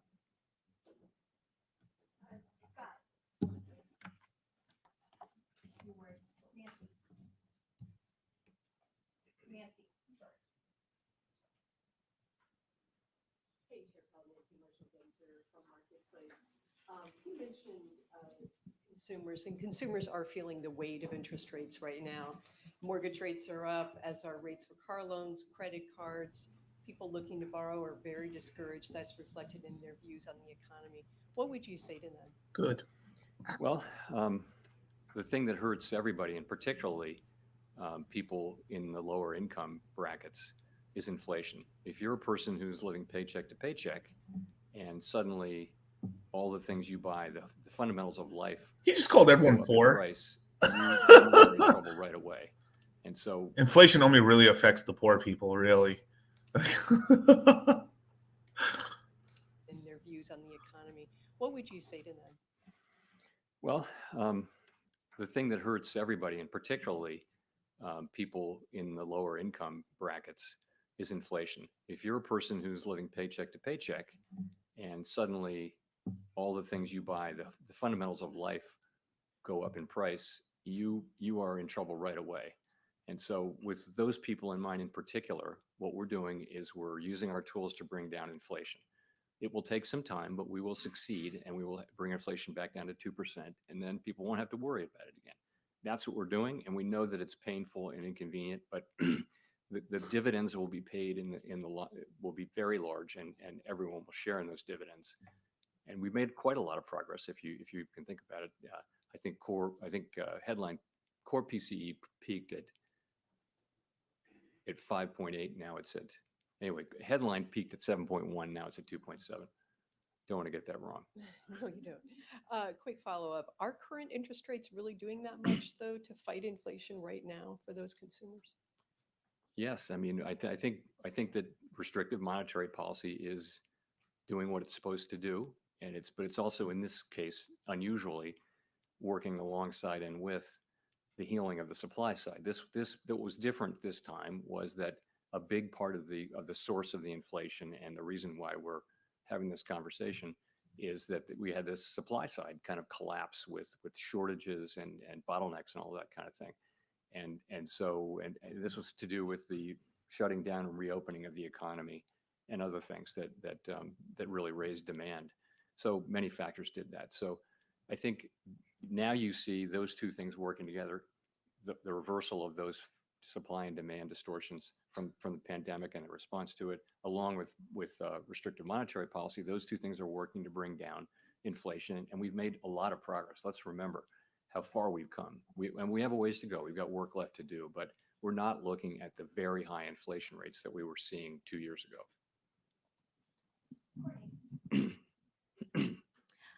Courtney Brown from Axios. Thanks for taking our questions, Chair Powell. I wanted to follow up on something you mentioned earlier on housing inflation. There's kind of been this long-awaited disinflation in shelter that still hasn't arrived. So I guess two questions. How do you explain the... Let me just talk about that real quick. The feds and all the feds around the planet, they do not like disinflation at all. They just want to lower the amount of, this is why when the inflation's down, you could have inflation that's near zero, but that still means like whatever, like, let's just say is a bad, like what it costs you to like go out to eat was $20 and it went to $25. Hey, this year it went to $26. That's not bad. It still didn't go back to $20. It never goes back down. Something very bad has to happen structurally for them, for a certain part of the area to go, for that to go down in housing specifically and stuff. And especially in the price of food and stuff. Once the price goes up, it doesn't go back down. substantial lags between some of the private sector data we're seeing and the government data? And how confident are you that rents will be helpful on the inflation front in the coming months? So essentially, there are a number of places in the economy where there are just lag structures built into the inflation process, and housing is one of them. So when you have when someone a new person goes to rent an apartment, that's called market rent, and you can see market rents are barely going up at all. The inflation in those has been very low. But it takes, before that, they were incredibly high. They sort of led the high part. So what happens is those market rents take years actually to get all the way into rents for tenants who are rolling over their leases. Landlords don't tend to charge as much of an increase to a rollover tenant for whatever reason. And what that does is it builds up a sort of an unreal. He's like, I don't understand why they should always just keep increasing rent. But yeah, that's true. So if you are been renting from somebody and your lease or your like contract is up, they'll just at most either keep you the same because they're trying to keep you around because it's really a big pain in the fucking ass to find a brand new tenant, or they'll just slightly increase you. But if you move to a different place, then they don't know you and they'll fuck you and give you a high rent. And then if you stay there, then they'll keep you at that rent for a long time. Prices are here to stay. When there have been big increases, and what happens is, it's complicated, but the story is it just takes some time for that to get in. Now, I am confident that as long as market rents remain low, this is going to show up in measured inflation, assuming that market rents do remain low. What will be the exact timing of it? I think we've learned that the lags are longer. We now think significantly longer than we thought at the beginning. And so confident that it will come, but not so confident in the timing of it. But yes, I expected that this will happen. Thanks. Thank you, Chair Powell, for taking the questions. This is Nicholas Jasinski from Barron's Magazine.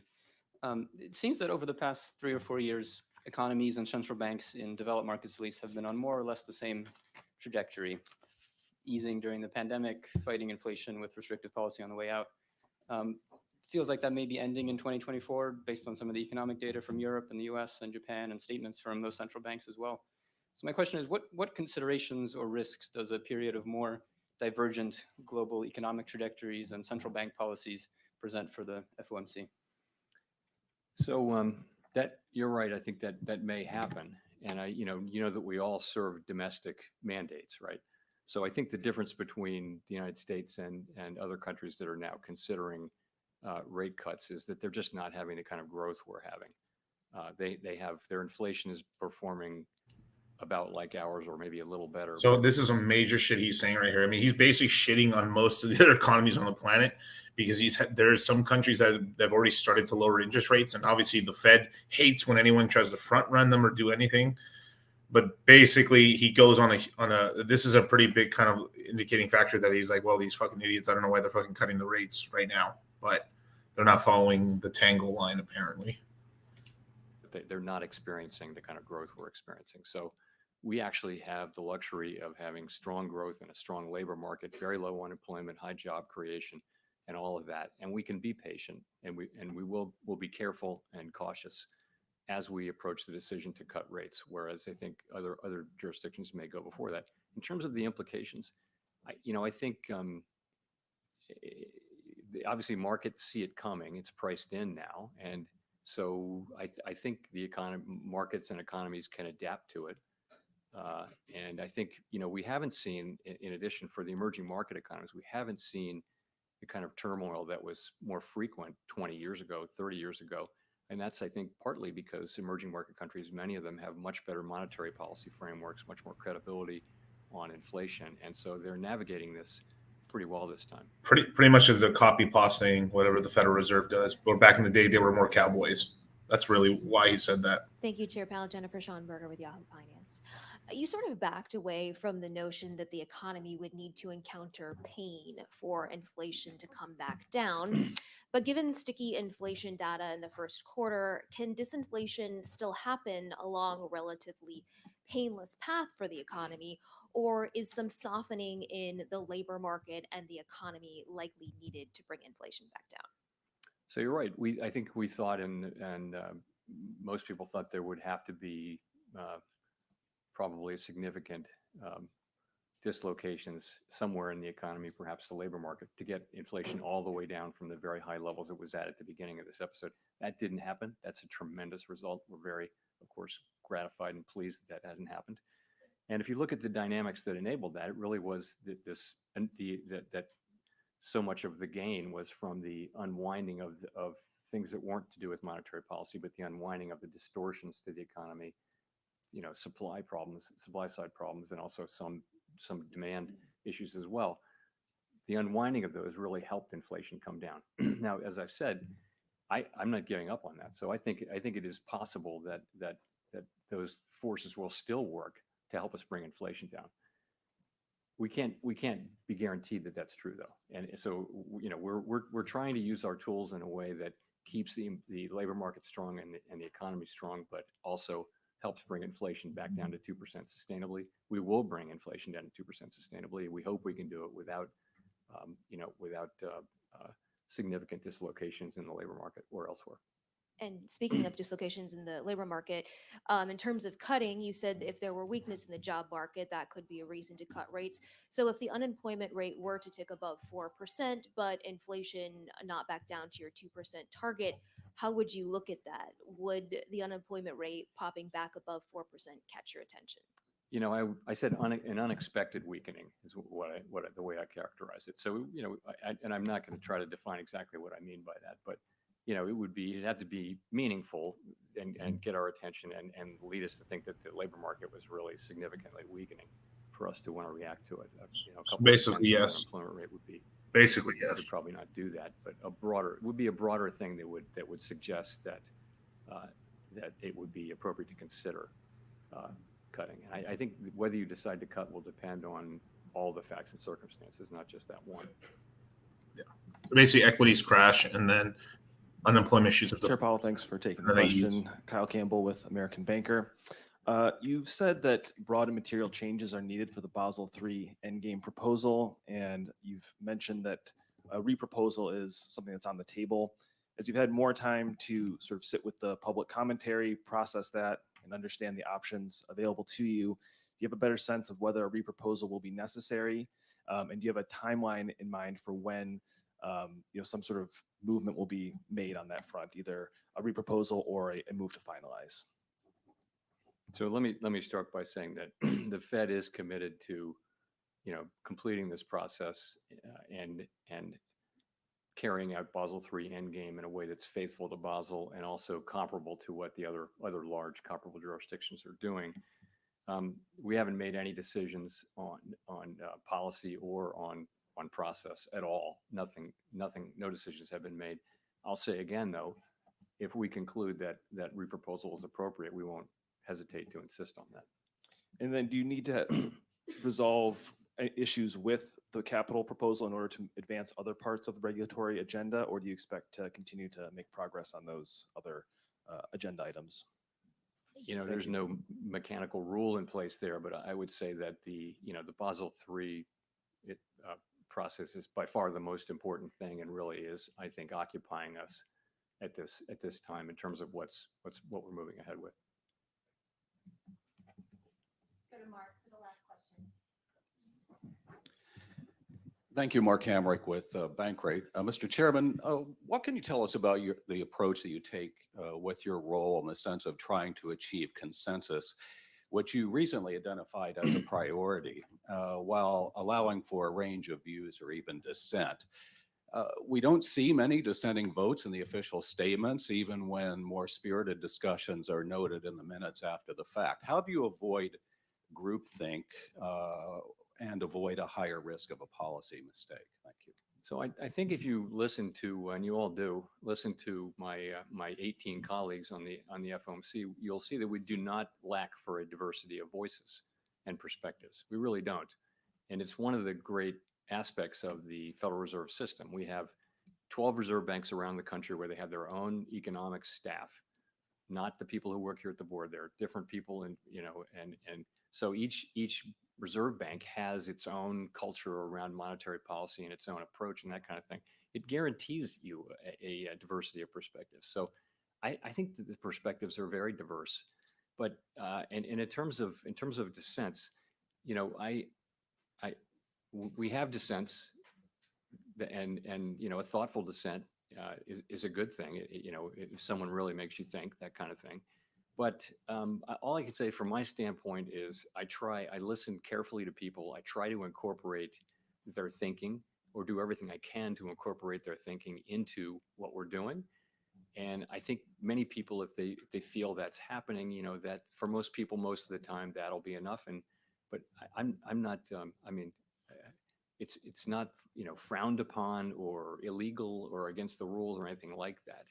It just is the way things come out. And I think we have a very diverse group around the people, frankly, more diverse than it used to be in many dimensions, more diverse from the obvious, gender and demographic, but it also what?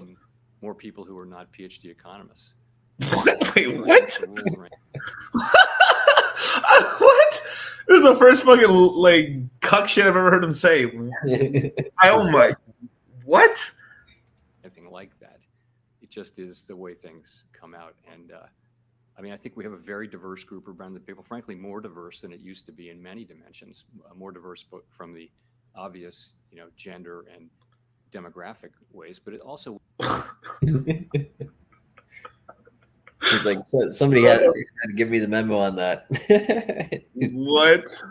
Oh my God. We have more people who are not PhD economists. So we have people from business and law and academia and things. Well, that's actually good. So I think you actually do have quite a good diverse perspective. We've got a couple women, a few black guys, and we've got some sort of Moroccan dude. So we're doing pretty good. We need to be on the boat of Fire Kashkari on the Minneapolis Fed board, because man. Oh yeah, he went hard in the paint, bro. Holy that shit. guy is just like, you can just tell he's pure evil. I'm just like, God damn. People in the room and say, I don't understand. I really don't understand what they're talking about. So, but I get the question now. Thank you very much.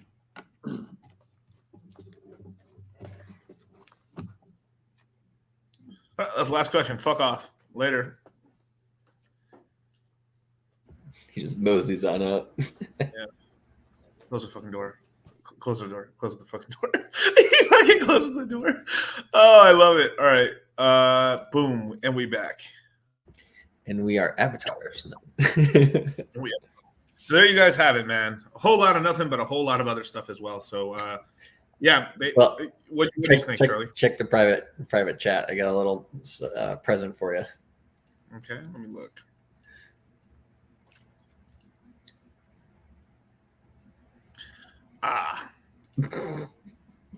You don't have to play if you don't want to, but I'll play. I mean, what the hell? I mean, I'm pretty much. I know I'm demonetized already. So what? I don't think. Well, who knows? 50% chance.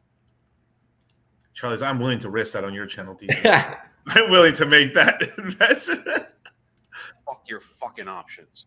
Fuck your fucking zero DTE call. Fuck the economy. Fuck inflation. Fuck your soft landing. I am sick of this shit. Fuck Wall Street. Fuck you all. I'm fucking out. Fuck your fucking. I should start the stream like that. I should have started the stream like that. Fuck your soft landing. Fuck everything you do. Fuck the shoes you walk in. Fuck the country you walk in. Fuck the air you breathe, motherfucker. Fuck Discover card. No. The not Jerome Powell's always a good one. So almost as good as the not Jim Cramer. Yeah. Didn't he retire or like he stopped doing Mad Money or something? That's what I had heard, but I was like, I tried to look for an article to find out if it was true, and I Googled it and I didn't see nothing. Got it. Okay. So maybe it just disappeared like a fart in the wind. I don't know. Okay. Interesting. Well, yeah, you guys, welcome, man. So that is just but a taste of what we're going to talk about in the crypto mindset course. Mad Money's on right now. Never mind. They're going to have to like fuck what you heard, like whatever, like because the one time there's a couple times he got a little flustered. One of the big flusterings was when he's talked about the politics and the Fed. He kind of tightened. He was like, "Whoa, okay, got to be very careful what I say here." Yep. But yes, they do have to lower rates because the presidential election. They definitely have to, and if they're leaning towards the Dems, they're going to try to make the economy go up. But there is a risk of that if they do it too soon, that you can have inflation come back up in 2025, and they may have to yank us out of a bull run, motherfuckers. So not great, but damn, that bull run's going to be nice during that time. Well, it lines up with the 4-year cycle and the global liquidity cycle. So hey, yeah, why not? So Hexadecimal is right. He looked annoyed and worried. Well, he's also, he sounds like he's a little under the weather as well. It's a lot of pressure on that job. There's a lot of pressure on that job. Yeah. They've been able to finagle a soft landing more or less. Doesn't feel like a soft landing, but it all depends on where you live in the country and stuff. I mean, Florida, Texas, Nevada, bull run. Canada, doing bad. Detroit, down bad. Philadelphia just keeps catching strays. California in ruin. I mean, dang. So it just depends on where you live because they're saying 3% where there's those part of the economy. Basically, if you're in a state with a no income tax, things are doing good because you have a lot of people moving from states now. Like I joke around all the time with the barbers and stuff here. Like all their top customers are basically dudes who left New York and New Jersey down here to Miami. Yeah. Straight up. Yeah. Everyone on the East Coast moves to Miami or Florida, more or less, the Keys. And then everyone from the West Coast goes Texas or Florida or Nevada. Now, I have an inkling that we may be getting close to a Texas top, which is like split into our nation. And it has to do with basically Texas is – if you look at Nevada versus Florida, they're pretty stable in terms of what you're going to be charged in terms of paying property tax. In Texas, they keep increasing the property tax. So properties are still like you can still find some decent properties there, but Dallas and Austin, ridiculous prices. And on top of that, imagine that you got the property, cool, but they keep increasing that on you. So every time they increase it, you'd have a reevaluation of what the property is, and then you get taxed more. You can have some huge tax bills if you're not careful. So not great. Taxes on property is the gayest shit ever. Yeah. They need to fix that because that's one reason why I've never thought of, but like outside of, I've never thought of really owning anything in Texas just because I've always heard that that depending on where in what parts of Texas you live, they could really fuck you up when it comes to the property tax. It's not great. Yeah. So not great, but Arizona is a really great state as well. Arizona is growing Arizona's growing crazy right now. So Texas weed laws are terrible. Yeah, but they're actually going to decriminalize it pretty soon now. They're actually going to. Yeah, I like that Nevada, you know, like on money and everything is just like, what do you call it? It's like kind of like the New Hampshire state slogan, live free or die. You know, like Nevada, just like a lot of the, when you watch the news here, a lot of the local news, they're like, you know, meanwhile, in other parts of the country, they're doing this stupid shit. You know, we're not raising taxes here. Like, fuck that. Dude, you know what would be so funny if like Nevada changed their whole thing to drinking, whoring, and shooting? Just like get some like cowboy with like what do you call it, like Marlboro or something. Yeah, like a Marlboro type ad or something. Oh my god, man! But just one last. Actually, I wonder if I have it here. There's a thing I follow on Twitter and stuff, which is called Cigar. Oh, let me see if I can find it. But I think it's cigar. It's basically cigar. It's basically this page that just like goes over like the best ads and kind of like the whole like when cigarette smoking was cool and shit. Cigar smoking was cool. There's some really cool Aesthetica stuff. Yeah, Marlboro has some crazy cool ones, but there's some crazy stuff that's happening right now. I mean, I shot the KDP shouting us out for going on Fresh and Fit and stuff. Oh, nice. The market today was crying really crazy. Sell me your bags, you guys. If you want to dump it now, bros. I was just getting so the Treasury announces a bunch of buyback program and stuff like that. So this is the way, man. How to make it all back in one trade is crypto mindset. That's how you make it back in one trade. It might be a 3-month trade. That's how you make it back. This is how you don't fumble the generational bags. Or just stay out of the course. Just stay out of the course. Stay poor. Just fuck it up. Sell the bottom. Miguel, Charlie, we're nowhere to be found because we're going to be off of YouTube for a whole month. And getting all the juiciest of prices, baby. If you want all the anime girls, right here, man. Send it. Now, this is the big thing. Oh, no. Yes, sir. Yes, sir. Big Mike versus Trump. Huh? That meme is too good, bro. That's the first time I've seen that. That is too good. Camacho, and drinking the Bud Light, bro. Incredible. On point. I was on one today, you guys. I was up early, working out, doing all kinds of shit today, bro. I was so mad reading Twitter. Like, I never wake up that early in the morning because I'm a night owl. But like, I woke up early today to get a lot of stuff. Me and Charlie were getting a lot of stuff done. This is more than likely what, if we're in the right simulation, I think we are. Biden drops out of the race. What do you call it? Like just the movie Idiocracy. Like Mike Judge couldn't even imagine like how far society would fall. And remember, you guys, crypto mindset is here for you, man. It'll be okay. So many demons. That's right. Crypto mindset. Oh no, should I show this one? This is bad. But like, people know, and I've had problems in the past with Layla Hapburn in the past and stuff. She ran up on me for no reason at the well, not for no reason. Well, okay. Rollo gets me in. Like, I catch strays for being friends with Rollo. Okay, so Rollo out of nowhere. You said a few things though. No, because bro, like, what? I'm gonna let Rollo just fucking dick in the wind, like. True. Like, true. All right, Fair. I don't have a problem with Layla. I don't have a problem with her at all. I think she's actually one of the good ones and shit. One of the good ones, lol.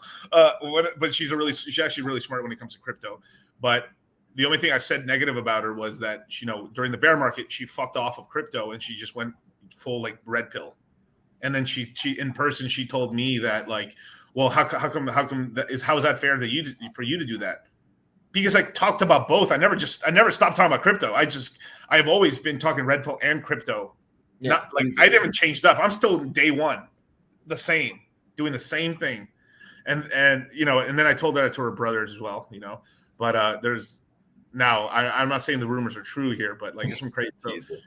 So Kara's basically saying the market pounded us harder than the pounding Layla is taken from her brother. Jesus Christ. Here's the thing. Kara Zabo, when she throws punch, or when she or he, I don't even know if it's the real person, if it's the real Kara Zabo or not. But that account, man, when they throw punches, they throw punches. Crazy. But here's some information I didn't know, which is pretty crazy. I've met both of them before. I will not talk about height, but good people. I mean, they're well, she came at me and then eventually she's like, all right, whatever, right? She calmed down. Right. You don't want to be the same height as your sister, that's for damn sure. But here's the crazy thing is I didn't know this and stuff. Basically, their father is a big time banker in the UK, big time banker in the UK and stuff like that, and like is running some like really weird like just the sleuth. This is the weird. The sleuthing of crypto Twitter. Yeah, international relations banker, payment specialist, speaker on social affairs and ethical behaviors. Ethical behaviors. I wonder what tribe. I don't know. Whatever. That's cool, right? But there's just like, and then there's like some really weird one. Like here's like, all right. Is it often thought that Aliyah is a dream of this? What? Like, but for 24-year-old Layla Happer, the daughter of Leeds-born Andrea Lee Moss of London, has been nothing but a nightmare. She advises anyone who wants the journey needs to support a network in place of doing so. Since landing in Israel last week, oh my God, Miss Happer has effectively been homeless. How? You mean her home in Israel got destroyed? Like, is that what happened? Like, there's no way she's homeless. That's haram. Get the fuck out of here. And then, you know what? I'll say one last thing too. This is weird. Okay, if I was filming if I'm pimping my sister out, I'm pimping my sister out. If that's what I'm doing, right? But like, if I'm filming my sister, why would I have the camera angle up her fucking coochie if I'm the cameraman? Like, why would I fucking point the camera at my fucking sister's fucking pussy while interviewing Andrew Tate? Am I wrong? That's the only thing I'm just saying is that's the only negative thing I can say. That's the only sus thing that I can say. Legitimately, is like I thought that was weird. Like if I was a chick and I was like, my brother has the fucking camera directly looking up my skirt while looking at Andrew, bro. That was bad. That was weird. bad. That was weird. Like that was, and they're cool people and stuff like that, but that was weird. And that's what she got mad at me at the second part. She got mad at me because I said what everyone else was saying too. Like, why is the camera up your fucking pussy? Yeah, it's like, do you want to give the impression that you and Andrew are a thing or not, or you know? I mean, I'll say it. She got fucked by Andrew. Fucked her, and they did an interview. That's what it looked like, and the brother filmed. But I'm saying nothing no one else thought. I am saying the quiet part out loud. That's the only thing I'm saying. That's it. Besides that, but the part she got mad at me was basically because I dared to say that she abandoned crypto, which she did, and then she went on a fucking 4-month tirade. After that interview, she was Andrew Tate nonstop spamming for 4 fucking months, and then she came back to crypto once things came back. Yeah, all facts. People do shit in the bear market to try to stay relevant. It's crazy. The bear market will do something to you. You know, some people can't quite make it, but hey, if you get to the other side, you get to the other side. Yeah, and look, and like I talked to him, I squashed it and shit, but the brother tried to run up on me like he was gonna fuck me up, except he came up to my fucking crotch area. That's tall. I was gonna say, like, he's probably like this tall, right? Dude, he's literally, yeah. And like, I mean, no, I'm not, I don't ever like making fun of people because it comes to that, because that's just, you can't do nothing about height. That just sucks, you know. Like, there's like, yeah, you can be if you're a skinny fuck, that's your own fault, sure. But like height's just such a weird, like that's always like such a weird one, dude. Like I kind of, but like victim weight, yeah, but he's victim weight, 100%. You know, sub 200 pounds, sub whatever the fucking height. You know, none of you guys should be victim weight, but like. Just Matt, like he basically was coming at me hella strong, and then basically I stood up like 5, 4, 5, 270 pounds, and then he's like, he calmed down. That's funny. I didn't know any of this until after the fact. Like I was somewhere else on the what is that, the rooftop at the time or whatever, and I was just like, the ACC comes up to me, tells me this whole story. I'm like, what?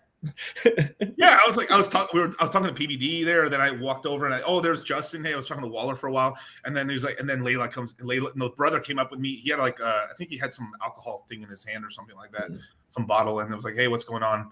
He's like, where do I know you? I recognized him, and then I was like, oh, hey, Layla, hey, what's up? And then she's like, I've got to talk to you. That's actually a pretty good voice. Like, God damn it, Rolo. And then Rolo starts fucking trolling on my tweet saying, fuck. He's like, I already clapped those cheeks or some shit. And I was like, God damn it, Rolo. God damn it. Anyway. Sounds about right. You guys, congratulations. You made it to the right part of the stream. There you go. Crypto mindset for the random. I got to escape, you guys. So if you want to join the arc and escape the fucking the flood of lameness that's going to happen, Crypto Mindset, get in. You can pay with crypto, 15% off.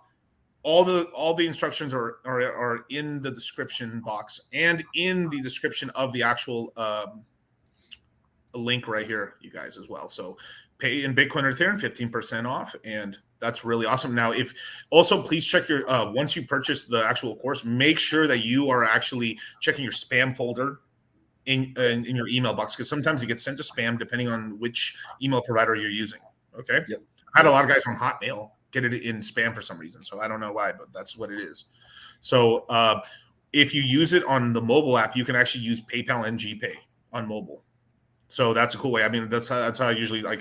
I'm an Apple Card whore, so I always use Apple Pay.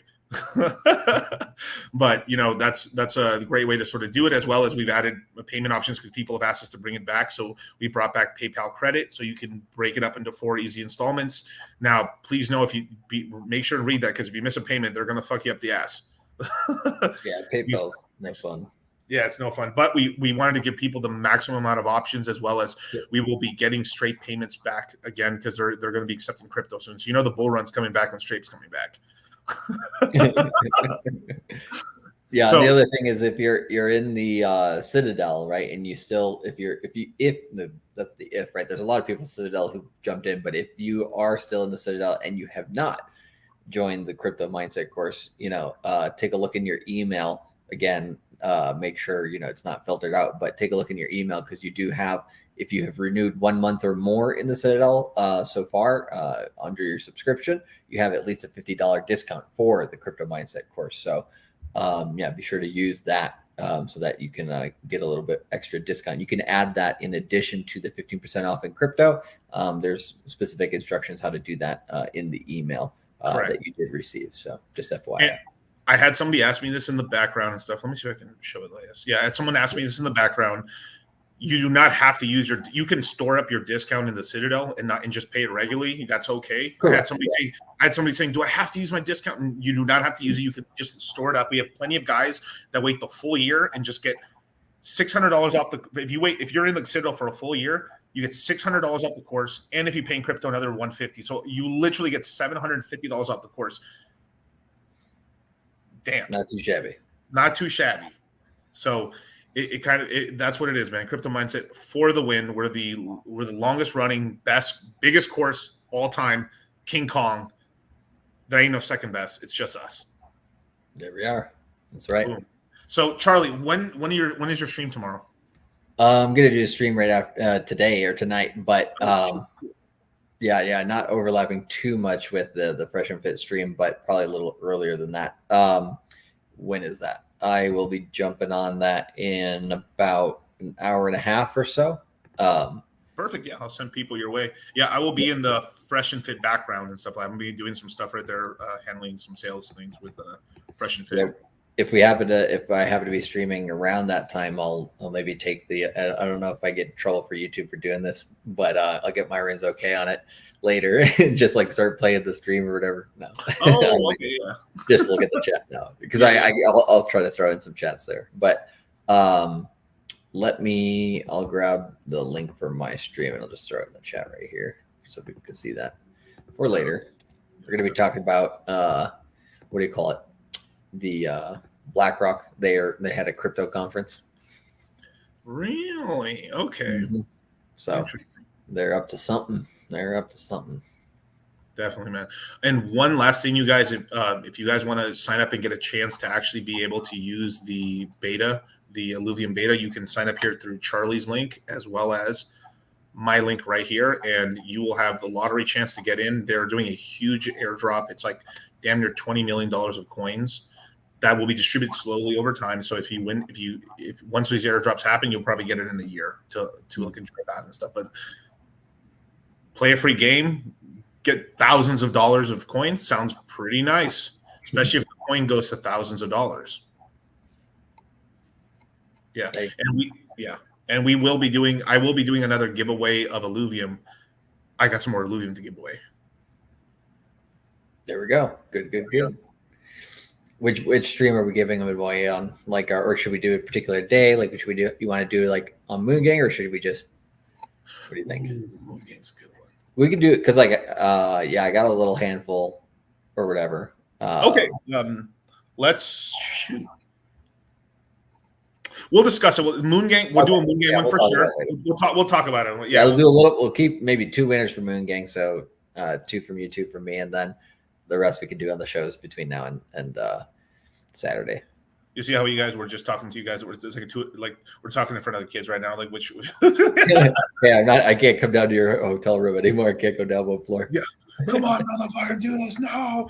Like, but yeah, we'll count the shekels up and we'll see how much alluviums we can give away. Man, these $100 alluviums could turn into $2,000, $3,000, $4,000, $6,000 alluviums in the future. That's actually within the realm of possibility because we're like right now it's all over. Oh my God, the Fed's never going to cut rates. Oh no, stock market go down. Oh man, it's all over, you guys. Bitcoin went below 60,000 for a little bit. We're still at $1 trillion market cap. Oh well, that doesn't matter.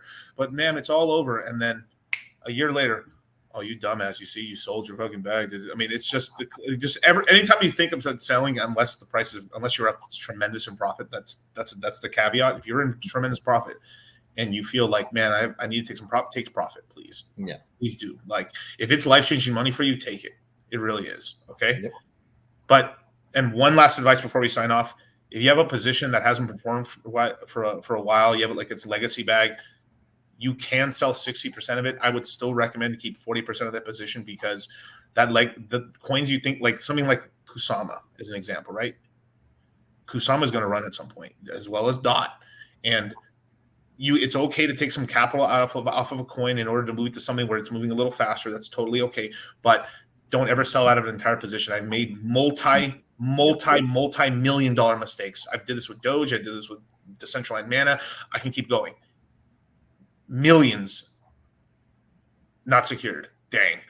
Painful lessons learned, but because of me and Charlie going through the School of Hard Knocks, we're able to teach you these lessons that could help you make tens of thousands of more dollars, possibly, or millions of dollars in future gains, because you don't know how rich you are right now. You guys are all very rich in crypto. The guys are in, and the people that are coming in are going to be rich like that, because you'll look back a year from now seeing like, I was an idiot. I should have done more. What the hell was I thinking about?